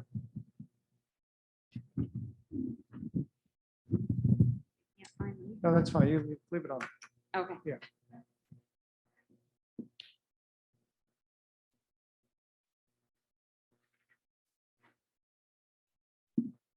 Okay. Last is the enrollment reports, and the enrollment remains consistent. We have 19 more students than we had enrolled at the start of the school year, and that'll do it for this lengthy superintendent remarks section. Thank you for your patience, everyone, and your attention. Thank you. So we'll move on to committee reports. For Human Resources, Kevin, can you please give a committee update? Yes. The HR and Personnel Committee met on Tuesday, February 15th at 4:30. Present were myself, Jen Sharp, Dory Harvey, and Mr. Alexis. It was a fairly brief meeting. We discussed guidance hours at Bayberry. The committee was in favor of increasing the counselor position at Bayberry to full-time next year. The costs are going to be funded through federal grant money because the district budget cannot cover the increased expenditure at this time. We also received an update on the staffing level for aides and the efforts to fill current vacancies and the progress that's been made so far. Finally, we discussed the budget. There were requests for new staff, but currently we don't believe new staff can be added in light of the district's operating budget, which could even result in larger class sizes. And that's all the updates I have. Thanks, Dory. Thank you, Kevin. Operations Finance Committee, Rich, or actually Joe? Yeah, I'll do the first one. So we met on Thursday, February 3rd, and at the committee meeting, the first portion was largely focused on the referendum for 2022. Given the unsuccessful referendum in 2021, the committee joined to see what actions could be taken to put forth a new referendum. We invited Gwen Thornton to provide feedback and recommendations on how to make the referendum successful if we represent it to the community. In large part, the recommendations included greater community outreach beyond the stakeholders of the school. We talked about and were in favor of creating an ad hoc committee, which would include not only the representative nonprofit groups of the school, but also other community members that may not have direct involvement of the school for their input. We also talked about other outreach activities such as town halls, mailers, social media, questionnaires, really to get as much community engagement, awareness, involvement, input, so that we can reflect on the 2021 referendum and see how we can make it better and get more engagement and input from the entire community. We also started talking about the full year 23 budget, which was somewhat sobering. The budget will be very tight. We are facing increasing fixed costs for the school, which we can't do much about. And there isn't an increase in revenues to match that increase in fixed costs. Just for some awareness, the initial budget of request for what we need to do at the start of this process is in deficit by $1.9 million. So the only thing we can do is cut. There's no adding. So we will get there. We are not the federal government. We can't run deficits. We have to balance. We're working closely with the business administrator and Mr. Alexis, of course, and the other committee members to see what can be done to reduce some of the costs in the budget. And then lastly, we spoke about some new business in creating an ad hoc committee for the shared services agreement with Philip Field. And we mentioned going into in-person meetings, starting with this meeting. We also had a meeting on February 16th.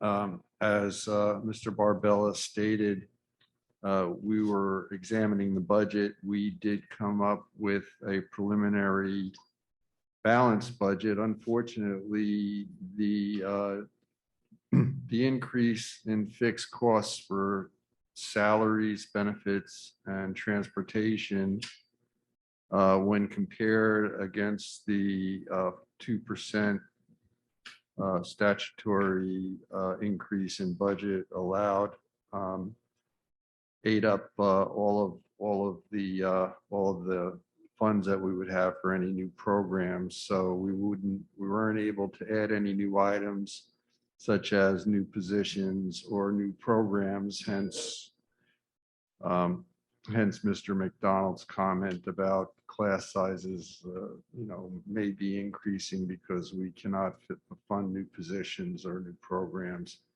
Mr. Pepe and Mr. Alexis would continue discussing budgetary needs with the budget managers with the understanding that anything that needs to be added or increased would require an equivalent decrease from something else that's already in the heavily diminished budget. We had a little bit of good news on the financial front. Mr. Pepe brought to us a proposal from PSE&G Energy Saver Program. This is a program whereby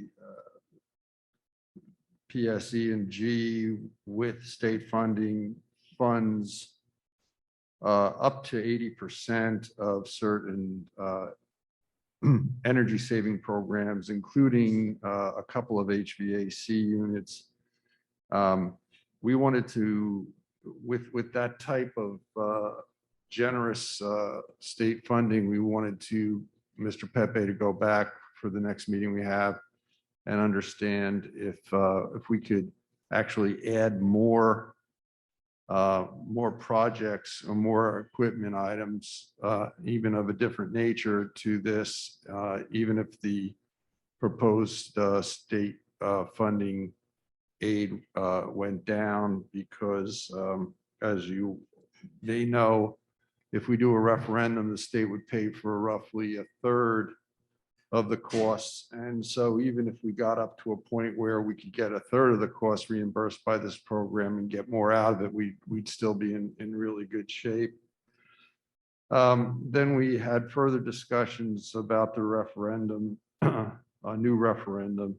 Committee continued to discuss the formation of a referendum ad hoc committee, discuss parameters for the number of ad hoc committee members, the frequency and format of ad hoc committee meetings, and the ad hoc committee's role in the decision-making process.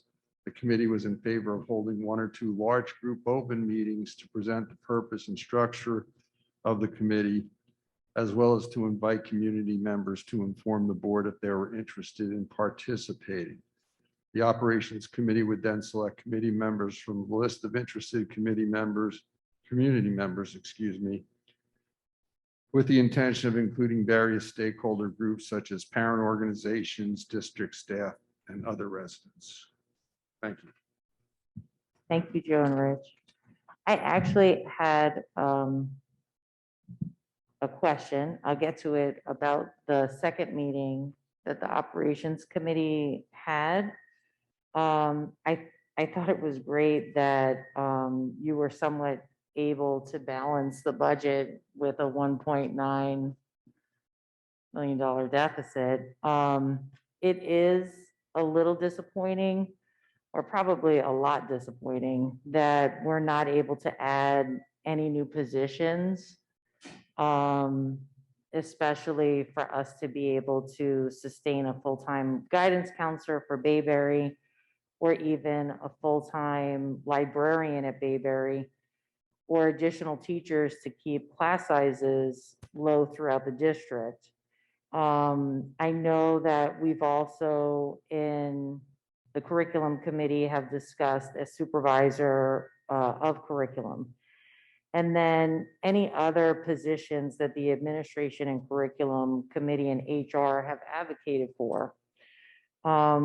It's also very unfortunate that we're not able to add, change, or upgrade programs such as the Gifted and Talented Soars program that we've been talking about in curriculum, or even the math program. And any other programs that, again, have been advocated for due to, it sounds like, the lack of funding. I'm sure the administration and the staff are going to try and be as creative as possible, but it's obvious that with some of these, there's definitely a financial component, and we're in some issues here. So it was stated at the operations meeting that I did attend this month that last year, some of our supplies for the teachers, and not only for the teachers, but other line items were decreased in order for us to balance that budget. And all of these things directly impact our students. But I was just wondering from Mr. Pepe, I know you were looking into other avenues, but were you able to not decrease those amounts any more than you did last year? Yes, I was able to return all of those supply lines to the same budget line, the same amount they were last year. Okay. And then I was also wondering, which is great. I mean, it would be better if we could put them back to where they were, if not more. But I was also wondering if the administration could potentially engage with WEF or the PTO to see if they'd be able to assist the district, since, you know, we obviously know teachers need supplies for students. And it would be great to see if we can get any additional help in those areas. So that would be just something I would ask for the administration to look into. But that was my only question and comment about your committee meeting. I would just like to add a comment and defer to our chairman, Rich, and also to Joe Robella's reporting for the meeting that Rich wasn't there for. But I just want to make sure we're not underselling the good news, and also to make sure I heard correctly what Rich said. But the PSE&G energy saving program, it's more than a couple HVAC units. I think there's a chance, won't be speaking out of turn to say it's all the boilers, right? Yeah. In both schools. Absolutely. Much equipment, and I'm sorry, I didn't enumerate it all. No, I'm just saying, it's good news. It's all the boilers, and it's, whereas the referendum was covering 30% of the cost from the state, this is actually covering 80%. So we're only paying 20%, whereas through the referendum, we'd be paying 70% and only getting. So I think it's really good news. And that's what I think, you know, the point was that, well, if we can get all the boilers repaired for only 20% of the cost, which is also on a payment plan spread out over many years.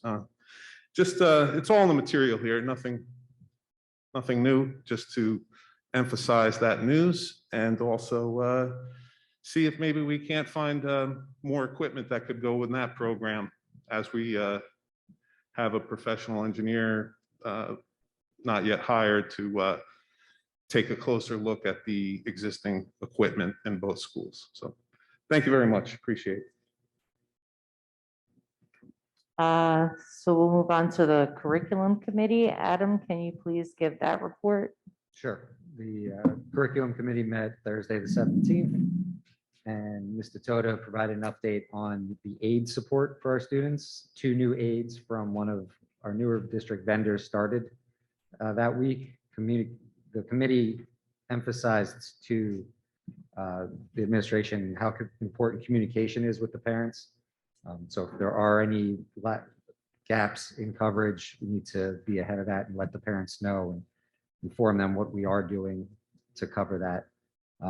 Mr. Todd also gave us a preview of the agenda item that includes an updated service provider list for evaluations of nonverbal students. She explained that once the board meeting minutes from January 27th are approved, the ELL plan will be submitted to the state. Preparations for administering the excuse me, access for ELL's tests this spring are underway. ESY, as mentioned earlier, will take place at both schools this summer to aid in the transition for students moving to Valley View from Bayberry. The preschool application process will begin soon, and the committee asked for an update at the next committee meeting about activities for Special Education Month. We previewed the presentation that you saw today on the update towards our goals. Don't need to rehash that. We discussed the proposed calendars for next year and came to a consensus after a lot of discussion. We had we'd sent out a survey to the community, asked for feedback on the holidays, and took a lot of time really considering the best way to approach this. As we got more into it, realized it really was a domino effect and how difficult it would be to add any more holidays to the calendar and continue that from year to year. But we do have a compromise that we were all in favor of, which would be adding homework-free and assessment-free zones, which we'll talk about more specifically in the future. But so the calendar that we are recommending is one basically aligned with the high school calendar, but it will give one additional professional development day on October 11th, which would extend the school year by 1 day. But as I mentioned, we'll be adding homework-free and assessment-free zones to acknowledge and incorporate the school community's feedback on the holiday survey. And the administration is going to work with the teachers to finalize the guidelines and then communicate that with the families later this spring. I believe Rita is going to have an update on the FISERV STEM Enrichment Program. We asked for an update on the Gifted and Talented program. In the past, we had asked the principals to come to us with a vision for developing this further. Principal Fickner had attended a Department of Education workshop on designing professional development for teachers and is exploring scheduling options and strategies for intervention and enrichment that can support the needs of high achieving students. We had asked for a timeline to be prepared for future committee meeting and also suggested family engagement during the process. We had asked about Go Math. Go Math is in its 3rd year, and given the disruptions from COVID over the past 2 years, more time is needed to analyze the true effectiveness of the program.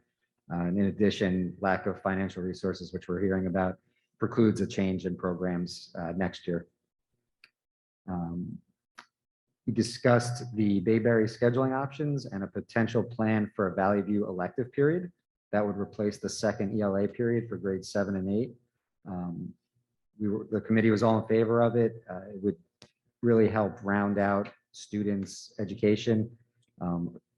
It's a great opportunity, and even suggested even a few more programs. So I'm excited to see what electives are offered, and hopefully sooner than later.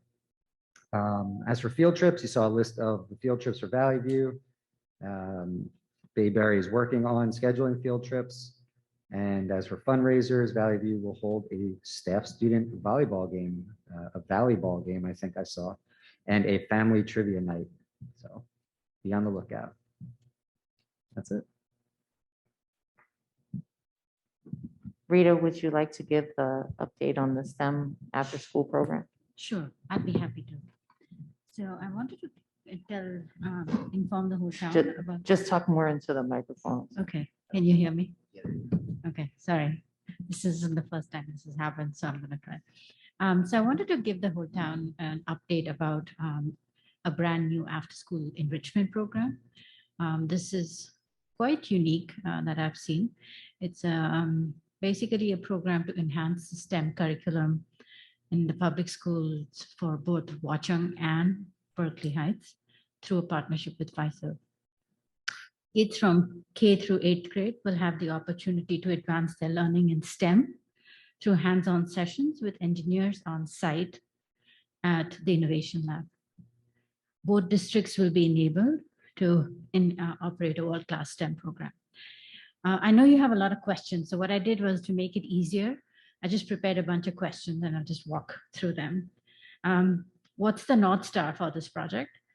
The North Star for this project is to be the best STEM after-school program in New Jersey, allowing students to be immersed in the latest and most relevant STEM topics, customized for the age range of the children.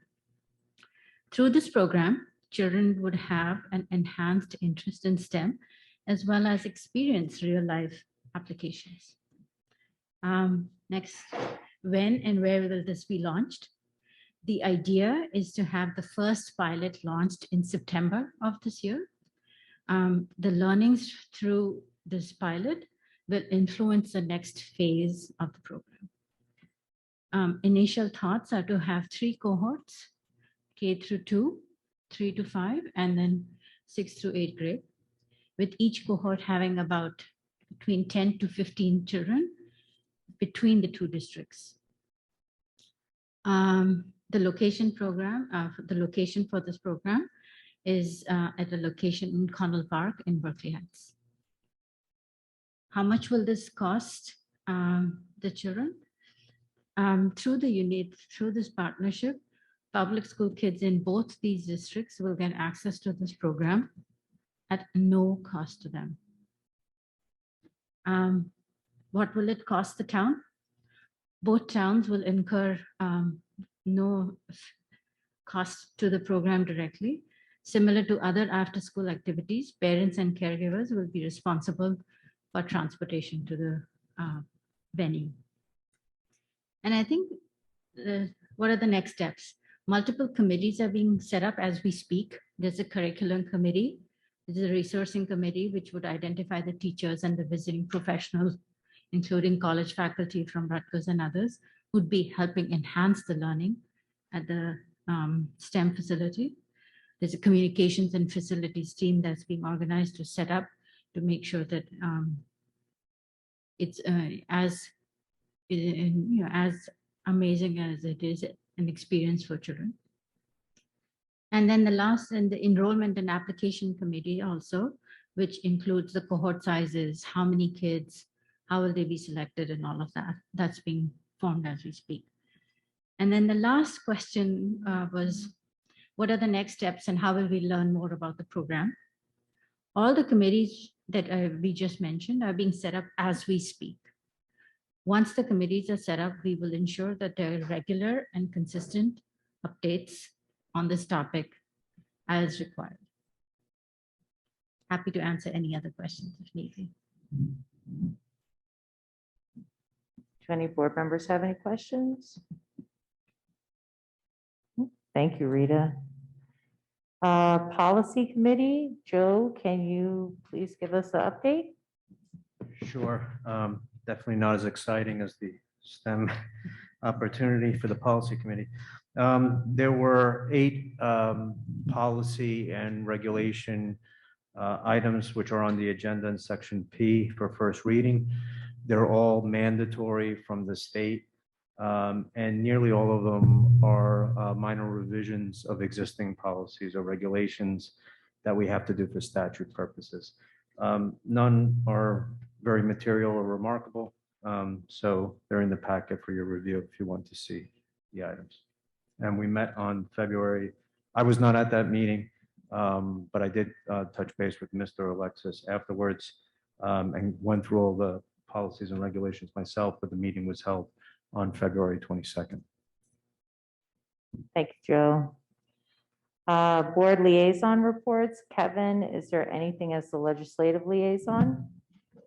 The Senate this week passed Senate Bill 354, and if it's passed by the Assembly and signed, it would create a task force to reevaluate the school funding formula and to make recommendations to the legislature and the governor within a year.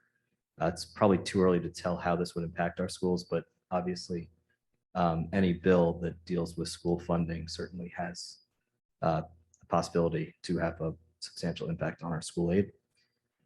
Also, Senate Bill 464 is currently being considered by the legislature. This bill would permit schools to go to remote learning when there is inclement weather.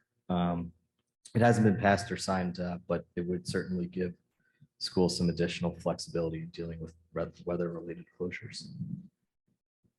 Thank you, Kevin. Jen, is there an update from the Somerset County Ed Services Commission? Yes, I attended my first meeting of the Somerset County Educational Services Commission on Wednesday, February 2nd, and I was sworn in. I'm still learning the ropes there, but they had a beautiful presentation about their career center that they have there that's available for special education students, grades 9 through 12. They talked about their ShopRite Learning Lab, which I saw some pictures of, which is just, really amazing. Their culinary arts program, their building trades program, and their power equipment technology class as well. It's just really, it's very impressive what they have going on there. Thank you, Jen. Amber, is there any update from the Somerset County School Boards Association? There's no report. Their next meeting is in March. Great, thank you, Amber. And for the New Jersey School Boards Association, I just wanted to remind everyone that we will be having our ethics training and CSA evaluation training that's coming up, I believe, in March. Okay. So then we'll move to community engagement. Since we already heard from the PTO, is there anyone here from WEF? Mrs. Kokiata, is there any update? Cpag, Ms. Newsome, is there any Cpag or anyone here from Cpag for an update? Okay, so then we're going to move on to comments from the public on agenda items. We welcome input from the public. There are 2 times during the meeting when the public is invited to speak. The first opportunity to comment on agenda items only is now. The second opportunity for public comment is towards the end of the meeting. Total time allotted for public comment is 30 minutes. Before you make your comment, please state your name and address. In the event it appears the public comment portion of the meeting may exceed 30 minutes, the presiding officer may limit each statement made by a participant to 3 minutes duration. Comments submitted to the board secretary prior to the meeting will be read first. Our public forums are not structured as a question and answer session, but rather are offered as opportunities to share your input with the board. In instances where the board feels a response is needed, the presiding officer or superintendent will address the comment. New Jersey statutes do not permit the board to discuss personnel or hiring in public session. Names of students should not be used. Mr. Pepe, will you please read the statement due to the recording of this meeting? Members of the public should consider their comments in light of legal rights of those affected and identified in their comments, and be aware that they are personally, legally responsible with potential liability for comments that they make to the board.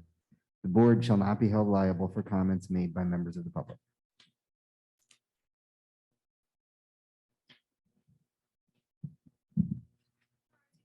Francesca Escalera, 75 Carlin Lane. I understand the STEM program is really wonderful and really looking forward to it. I'm interested to know more as the committees develop, who will be interacting with the students. Are they employees? What type of compliance training will they receive? Will they be escorted from the schools with the children? I know you talked about transportation being the responsibility of the parents, but who are going to be with the children at the location in Berkeley Heights? Also, will they be receiving the individuals interacting with the children, protection of minors, safety training? Those are just my comments for tonight. Thank you. Thank you. Any other comments on agenda items? We're gonna move then to action items. Jen, can you please move the administrative items? Yes, I move A1, approve minutes of previous meetings. A2, acceptance of school security drill report. A3, approve 2022-2023 district calendar. A4, affirm superintendent's HIB report. A5, affirm superintendent's HIB report. A6, affirm superintendent's HIB report. A7, affirm superintendent's HIB report. A8, approve 2022 memorandum of agreement. Is there a second? Second. Is there any discussion? Can we have a roll call, please? Mr. Barbella, Yes. Mr. Buccarelli, Yes. Mr. Ingracia, Yes. Mr. Kraft, Yes. Mr. McDonald, Yes. Mrs. Murad, Yes, for A1 through A3, abstain A4 through A7, and yes for A8. thank you, Ms. Sidvani, Yes. Mrs. Sharp, Yes. Mrs. Harvey, Yes. motion's passed. Kevin, can you please move the personnel items? Yes, I move personnel item B1, appoint Valley View co-curricular revised.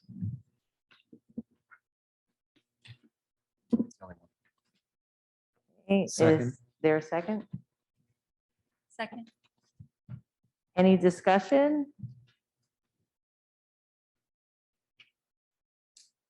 Can we have a roll call, please? Mr. Barbella, Yes. Mr. Buccarelli, Yes. Mr. Ingracia, Yes. Mr. Kraft, Yes. Mr. McDonald, Yes. Mrs. Murad, Yes. Ms. Sidvani, Yes. Mrs. Sharp, Yes. Mrs. Harvey, Yes. motion passes. Rich, can you please move operation items? Yes, I move C1, approve payment of bills. C2, approve transfer of funds. C3, accept financial reports. C4, accept with tremendous gratitude the donations from the Watchung PTO. C5, approve contract for an independent engineer HVAC assessment. C6, approve revised agreement with Delta T Group Staffing Agency. C7, approve NJ Edge Net Cooperative Pricing System. C8, approve service providers. C9, approve agreement with Union County Educational Services Commission. C10, approve agreement with Somerset County Educational Services Commission. And C11, approve professional travel and related expenses. Second. Is there any discussion? I just wanted to echo what you said, Rich, and thank the PTO for their generosity with all of the donations for the students for field days and community service club. It looks amazing. So I wanted to thank the PTO for that. Mrs. Harvey, can I add one comment to that? Sure. I just wanted to state publicly that PTO is actually even more generous than they show tonight. There's going to be some more, an update to that in the next board meeting. I spoke with treasurer today, and there's some clarification that there's actually other projects that they had previously approved that we need to memorialize. So they have been extremely generous this year. Thank you. That's awesome. Wow. Yeah, that's excellent. wonderful. Thank I you. just wanted to come echo what you said, Dory. I think that's really awesome. Yeah. Thank you very much. Thank you, Peter. I wanted to say thank you to the PTO as well, and just all the hardworking parents and everything that you do to bring these projects and programs for our children. Thank you.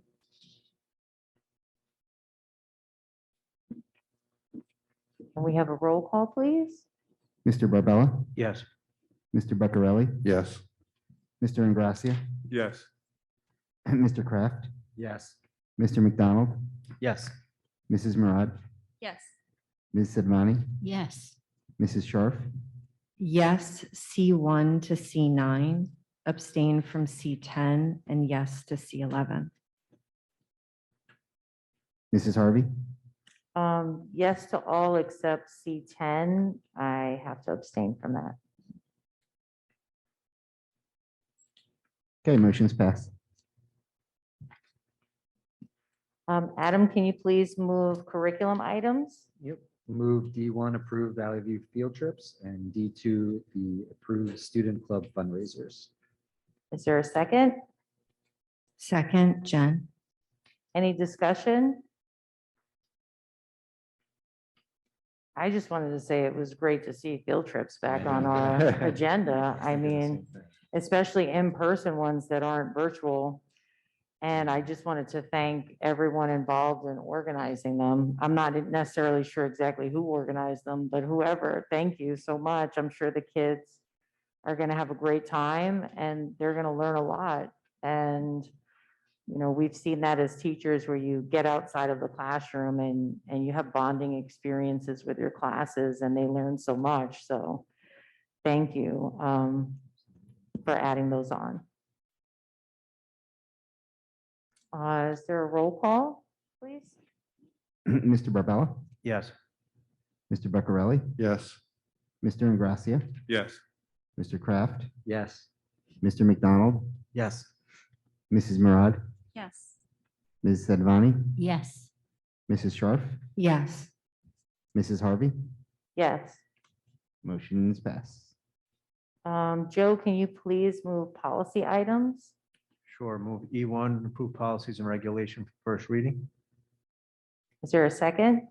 Second. Any discussion?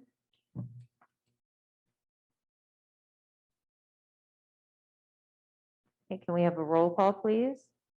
Mr. Barbella, Yes. Mr. Beccarelli, Yes. Mr. Ingracia, Yes. Mr. Kraft, Yes. Mr. McDonald, Yes. Mrs. Murad, Yes. Ms. Sedvani, Yes. Mrs. Sharf, Yes. Mrs. Harvey. Yes. Motion passes. Okay, then we're going to move on to board business. We have 2 items on here. If the board would like to discuss. One of them is about our vision statement. So it was brought to the superintendent's attention, a request to add our vision statement onto the Board of Ed agenda to be read at every meeting. And I just wanted to open it up to, you know, board members, if you have any questions or, you know, comments about it, if anybody's opposed to it or anything like that. I believe it might be added to the beginning part at the top. Division. Yeah, we could put it wherever you'd like on the agenda. And I Maybe think, yeah, maybe at the top of the page. I think the purpose of it was to, you know, just to, you know, we think, we really love the vision statement. And just to kind of remind all of us as board members and our community what our vision is, maybe at the beginning of every board meeting. So if anyone has any questions or comments, it's open for the board to discuss it. I'll just say something real quick because it was my suggestion. And I do really like the vision, and I think it's a good idea to remind everyone, all the stakeholders, everyone up here, really why we're here and why we're making the decisions that we make. It doesn't have to be read necessarily out loud every week, but I just like the idea of seeing it. Yeah, again, just to remind everyone, you know, what our joint goal is here, why we do what we do.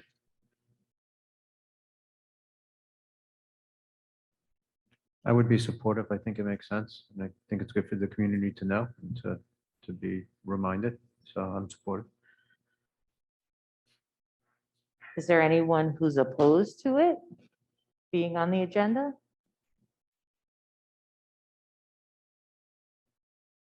Okay. If no one else has anything to talk about with that, the other thing was the masking policy. I know that Rich, Jen, and myself are on that ad hoc with the superintendent.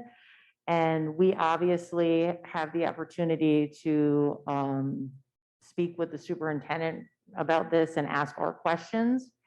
But we really felt actually the 4 of us felt it was very important for us to bring this to the whole board And I know Mr. Alexis made the announcement that the committee is in favor of, his recommendation, and we support that of going mask optional after March 7th.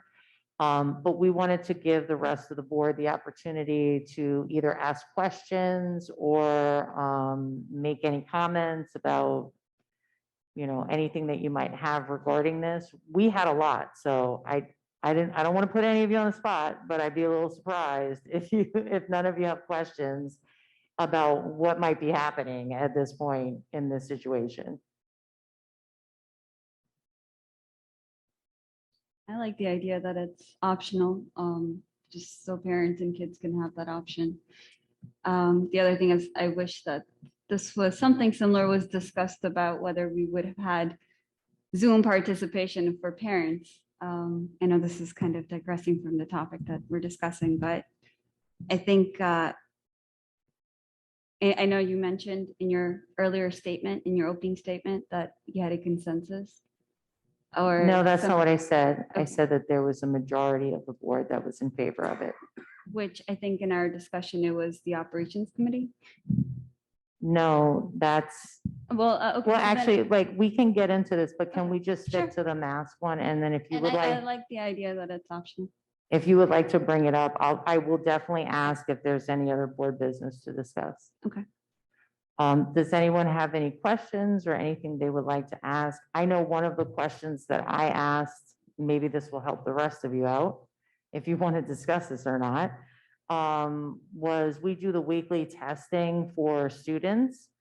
And I know that it's optional. So my question was, if we're going to mask optional, are we, is that still going to happen, or, is that going to end? And then I know that the high school was not going to do maybe contact tracing anymore. So that was a question that we had as well.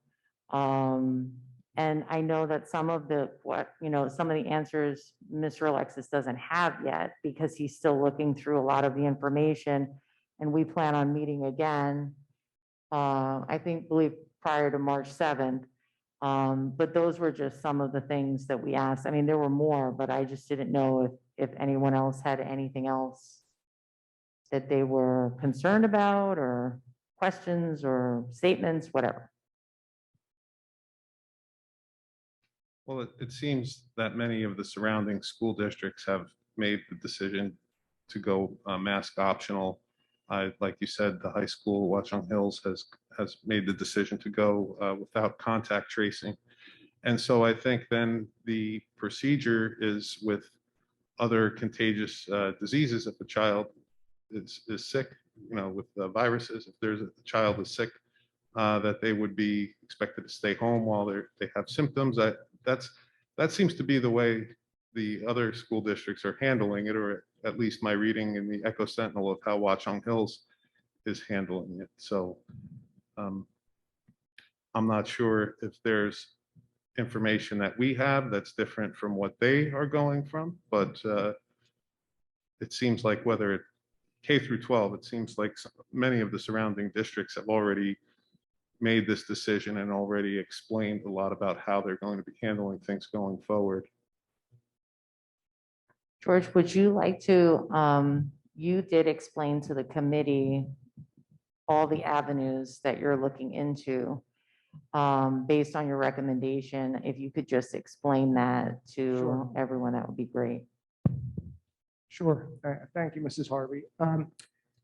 Yeah, no, we said all along that we were going to be deliberate about this and wait until we got the health guidance. We got the health guidance yesterday, as I mentioned earlier. I can't say it really helps, and I can't say that I'm surprised, but it complicates things on a lot of levels in terms of the quarantine and contact tracing, because the last thing we want is to go mask optional and then be told that we have to continue with this contact tracing, and the contact tracing then would expand and we'd have more students excluded because we no longer have the 3-foot exception when the kids are wearing masks. The larger issue is that Well, and maybe this is a good thing to some extent. The health department is now claiming that these are all just recommendations. Some are more strongly recommended than others. But these, again, this health advice is for the local health departments, and we're supposed to work in collaboration with them. So basically, the state is saying you work together with your local health department and your school board, and you figure out what you want to do. So we do appear to have that freedom to do that. The last thing we want, though, is to see an uptick in cases. So it's not a simple thing. I mean, I think there are some real considerations here. But that's the direction that we're leaning towards in terms of mass optional. And next week, I'll be working with the local health official and also meeting with the ad hoc committee again. And you know, we can continue to look at this, and we'll let the community know as soon as we can, you know, how we're going to go about it. Again, we want to do it in a safe way. We've been very successful in working with our local health official and getting good advice and, you know, implementing things that we had to implement, and then also implementing things that make good sense and to keep everyone safe and to keep the kids in school. And finding that right balance is critical to the success of the school district. Is there any other discussion on this? Okay, is there any other board business to discuss? Yes. I just wanted to know who the majority was, because I wasn't one of them that it was brought up to. But the other thing is, in my opinion, I think parents should have had, in the age of technology, we have the option to bring a resource to parents, especially in a K-8 district, that if we bring that option to parents, let's say if the kids are sick and they have to stay home, but there is a comment that they want to make, that they are able to do so through Zoom. And as I mentioned in my email, I think all of us should be here because we chose to be here. We volunteered, we are elected for this position. However, parents, that's a decision they should be able to make. If they have to stay home, what if they can't get babysitters? We should be able to afford that leniency for them. And so I think I would just like the public to be aware who was the majority, who made this decision. Does anyone have a problem with me saying? No? Okay, so just so you know, it was not me who requested this, which I'm sure everyone is so interested about. But it was not me who requested this. And when it was requested to me, it was only requested in a way that was if board members happen to reach out to you, maybe about anything. So I did not solicit board members in any way to discuss this. If they happened to call me during the time, then I brought it to their attention that this was a suggestion and if they were in favor of it. There were many, many different responses, which if individual board members would like to speak for themselves, they have every opportunity to. But those who were in favor were Joe Barbella, Rich Bagarelli, Adam Kraft, Jen Sharp, myself, Kevin McDonald, Rita Sedvani. When it was mentioned, I have to thank you, Amber. You did reach out to me to give me your feedback on it. And I did make sure to let the other board members know your opinion on the matter. So I did make sure I did that. And I did not hear anything from Mr. Ingrassia. So that's pretty much it. Okay. Could I make a comment to that? My understanding was that the not going hybrid was really to give time to figure out the technical issues, because we did have such bad echo and things that, you know, if there was no comment from me, it was because I thought that that is what we were trying to solve, was not having that kind of echo where you just couldn't hear at all. So I haven't really heard any discussion since then, and haven't, it's not that we're voting on it here right now, but I just wanted to say that I thought this was a temporary measure, possibly on the way to hybrid, even though that wasn't explicitly stated. If the board does decide at some point that they want to change the format of the meeting, the board is able to do that. I would just like to echo Anthony's sentiments. For me, it was very difficult to hear people with the hybrid function, even people in the room, because I think our mics might have been turned down. So, if Joe was over there saying something, it would be difficult for me over here to hear it. I completely agree. Yeah. I mean, that's the primary reason. I remember getting home from one of the board meetings and asking my spouse how it was, and she said, "I have no idea what you said because I couldn't hear you." I'm like, "Oh, that's great." Right. So that was the part I was like, okay, if we can't communicate and you have Mr. Pepe running around with microphones, half of them don't work, we're on the laptops, it was just a mess. So that was part of the rationale for my recommendation to meet in person, as we did pre-COVID, when people actually used to get together. Yeah, I was going to say that was also part of my recommendation. I think I got quite a bit of a headache because of all the echo sounds that kept coming back and forth, back and forth. Yeah, I'm sorry. I was just saying that I actually felt a lot of a serious headache because there was so much echo that would just keep coming and going and coming and going, that it was really hard to listen to anybody, even when you were in the room. So would it be fair to say that if we can find a solution, that would be something that everybody would be open to, going back to a hybrid meeting for just parents? I don't know. If Is you're that- asking me, I don't mind. I mean, what we could do is we'll work on it, and then, we could bring it back to committee or have it as another board business discussion in public. It doesn't matter to me, whatever the board wants to do. What about, was it easier to just stream it live but not have interaction with the remote users? Because there's still multiple avenues to Yeah. comment, right? You can Exactly. email in, you can, Well, I think Right. it's being streamed live right now. That's how I knew. so. Right, it seemed thanks. like. That's why I'm asking. It seemed like just some of the feedback that we received was more like the community, I'm gonna say just some, because we didn't get a lot of feedback from the community on this.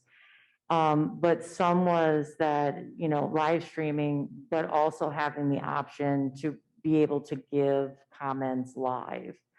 And I think that's something we have to work on, because I mean, it's great to see the community here, right? But let's just be honest, before, when it was just some of us here, there was pretty much one person sitting here. And if you didn't experience it, I mean, thank God you didn't experience it. I mean, half the time, I have to run the meeting. I can't even hear what most of the board members are saying. And then I couldn't even hear of most of the stuff that was happening on Zoom. So even if community members were speaking, it was hard for me to hear it, because it's not as if we were wearing headphones. It played in here. And then we kept saying, can you please turn the volume up so we can hear it?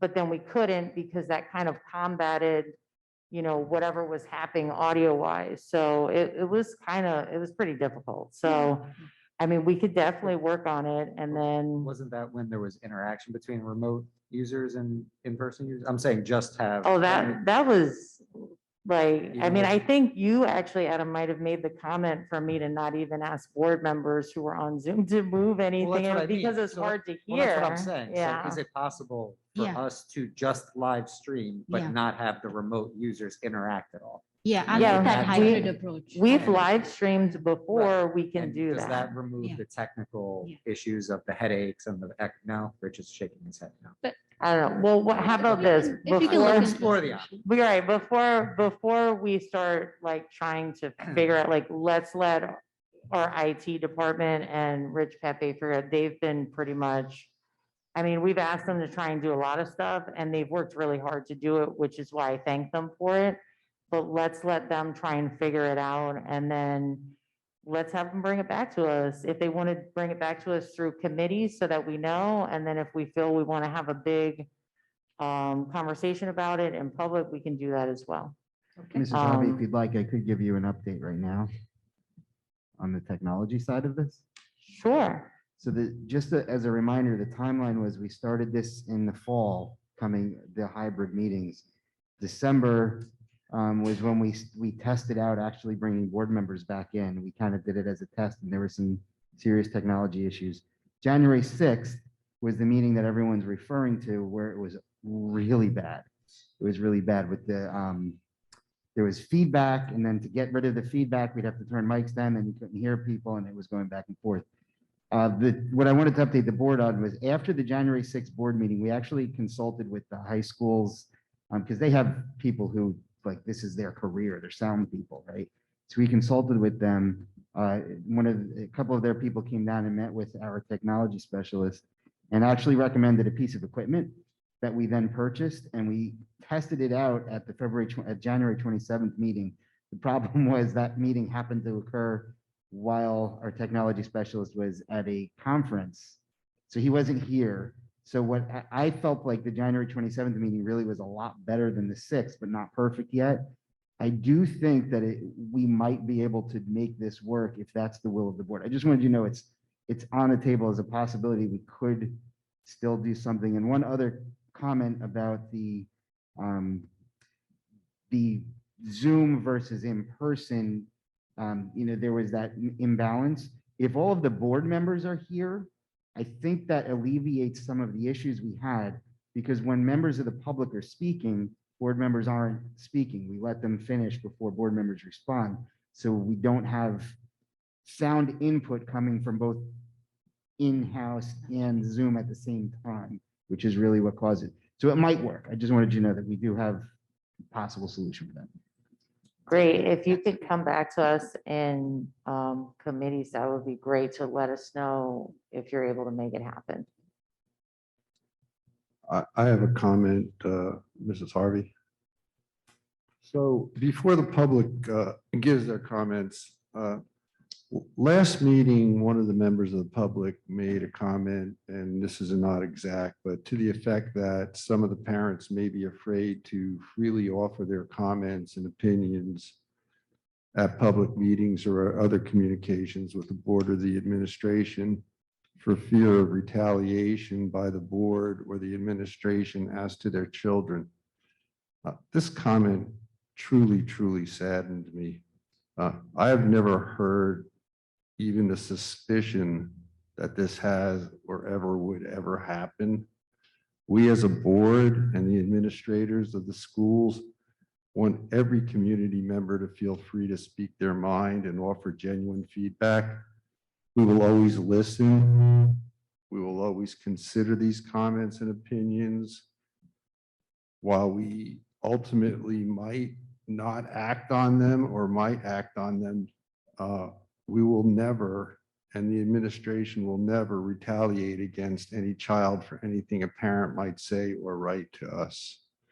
If we ever thought that this was happening, I would be the first to prevent it. And I know, I don't talk for the whole board. I hardly ever pretend to talk to the whole board, but I know the whole board would be behind me and join me in assuring the public that there would never be any retaliation for any public comments made or any emails sent by any parent on their children. Thank you, Rich.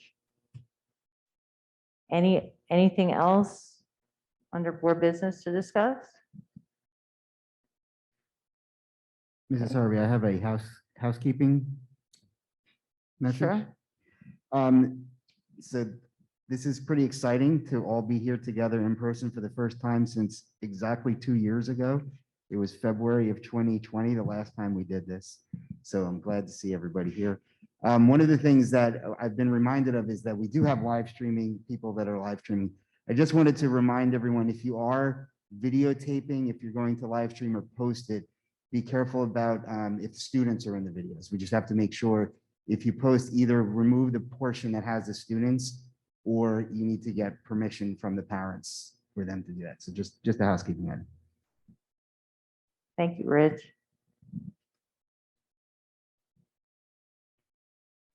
I feel like I'm in a tennis match. I'm looking back and forth, seeing no other discussion, I think. We're going to move to the comments from the public. Please remember to state your name and address. Mrs. Harvey, I have 4 comments to read that were sent in. Okay.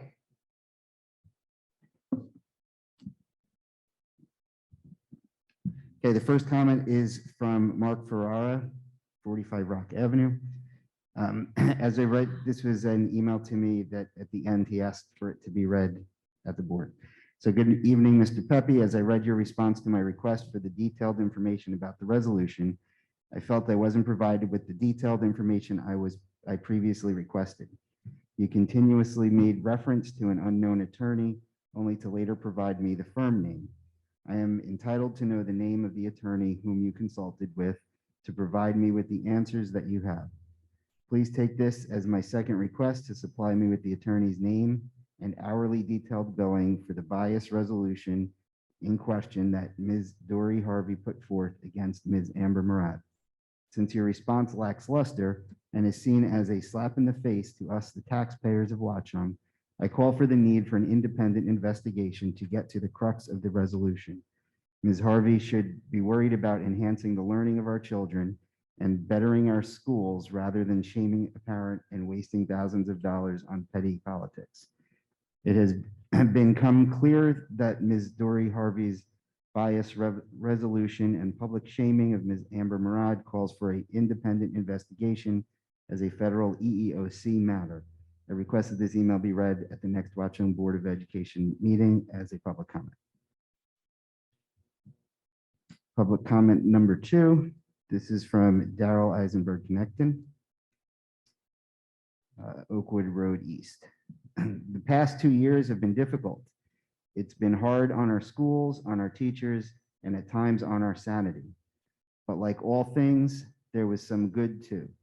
Newfound time with family, connecting and reconnecting with friends and neighbors, growing a community that was there for each other, and the new ability to participate at work, in the community, and in volunteer efforts remotely. At 7 p.m. on Thursday, many of the stakeholders of this district are still having dinner with family, helping their students with homework, and talking about their kids' day before bedtime. With live streaming and remote participation, now a resident no longer had to choose between their responsibilities at home and being involved with the community. You could wrap up your day and tune in to hear about the issues most important to you, speak responsibly during public portion, and feel engaged and connected to the district. I myself have participated in Board of Ed meetings from Florida, from the bathroom at a restaurant, and on my family room couch while my son watches TV, among many other places. By all means, meet in person. Allow the public to come and sit in the Valley View APR and observe and participate, but please do not exclude stakeholders by limiting the ways they can get involved. Yes, there are things about these past 2 years that I would like to leave in the past and forget, but expanding access, communication, and transparency is not one of them. Please continue live streaming your Board of Education meetings and allowing in real-time remote participation from this community. Thank you. Public comment number 3 from Kathleen Ruperto Ferrara. Good evening. I would like to start off with expressing my disappointment with the discontinuation of virtual hybrid meetings. Leaving my home at 7 p.m. with my 8-year-old daughter to sit at a BOE meeting for endless hours is absurd. It has already been over a year, and virtual platforms have become a new norm for our meetings and providing education to our students. Why are we moving backwards? Isn't technology supposed to advance everything and bring everyone together? It is natural for us to think of in-person meetings as more beneficial or easier to engage in. Advanced technology is a huge factor with the increase in participation amongst our community. I believe that we need to continue with virtual hybrid meetings for a number of reasons. In the past, there may have been limitations to parents and community members being able to attend meetings for various reasons: childcare, medical, limited mobility, travel, work, weather, etc. The Wachong community shouldn't be penalized because they want to participate. I ask that you take my concerns into careful consideration and reconsider your decision to discontinue virtual hybrid meetings. Thank you. And finally, I have this is a comment that was actually sent for the previous board meeting on January 27th. Unfortunately, for some reason, it went to my spam, so I didn't see it until after the board meeting, so I wanted to read it tonight. This is from Vanessa Martin. Hello, my name is Vanessa Martin at 115 Vale Lane. I'm not sure if this question has been already posed or addressed concerning the lunch distribution at Valley View, but has there been any discussion about hiring 2 lunch aides for the middle school? I work at another school district where they have lunch aides that work 2 hours a day at minimum wage. It is the problem we're having at Valley View is only around distribution of the, I'm sorry, if the problem we're having at Valley View is only around distribution of the food and not so much regarding vendors, I believe hiring permanent personnel would be a plausible idea. And if in the case that one of these employees is unable to work on some date, the PTO can request a volunteer to fill in. Has this been addressed?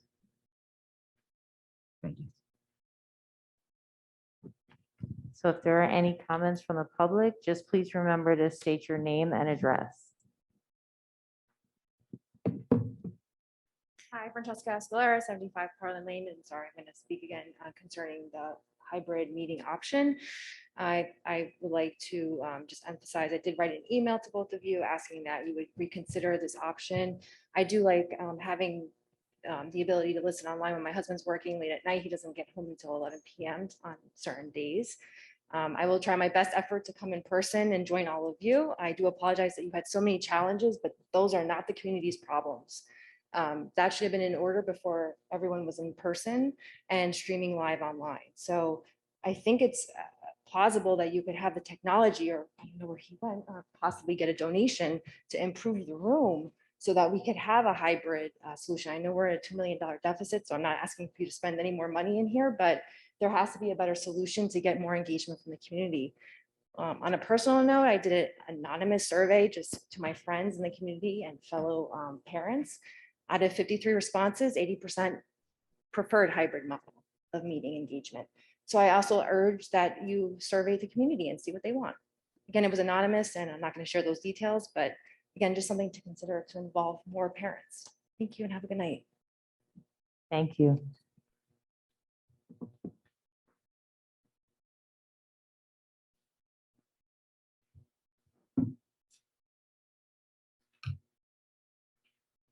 Good evening, everyone. Sonia Woods, Johnston Drive. First, I want to thank all of you for the countless hours that you volunteer, because I do it as well. And I know that it's not an easy task. So thank you. And Rich, thanks for bringing up my comment about the backlash, that the parents are afraid to speak because of the backlash that could happen. And tonight, Dory actually gave us a perfect example. Let me just grab my notes, because this is in reference to your president's opening remarks. So I'd like to thank you, Dory, for demonstrating tonight how parents can't speak up without there being backlash. You're right, I made the public comment about being surprised that there was no kitchen upgrade included in the referendum. I actually even told you directly when I ran into you at Dunkin' Donuts. And I actually asked you because I hadn't looked into it and it just popped in my head because you guys kept saying this package includes everything. So that's why I never questioned it, because I believed when you said this package includes everything. So my phone's going into sleep mode because usually I'm in bed. And yet today, you chose to spin my comments and you chose to blame me for not speaking up sooner and for not reaching out to the operations committee. That's exactly what I'm talking about, that parents cannot speak up without there being backlash. That's fine that you choose to blame me for you guys to not reach out to the PTO. That's okay, I'll accept that. But I'll repeat my original comment, and that's that you did not reach out to anyone on the PTO. on the PTO board for input on the referendum. That's a fact. But I am happy to hear that you guys are creating an ad hoc committee and that you will now be reaching out to the PTO board for your next iteration of the referendum. And we do look forward to helping you. Thank you. Thank you. Are there any other comments from the public?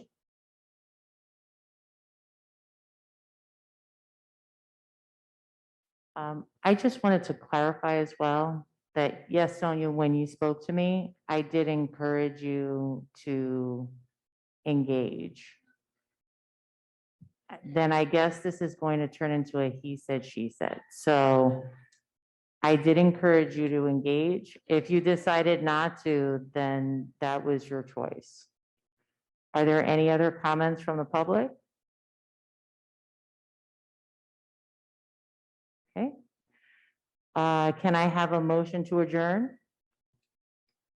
So moved. A second? Second. Any discussion? All in favor, say aye. Aye. Any opposed? Thank you for joining us this evening. This meeting is adjourned.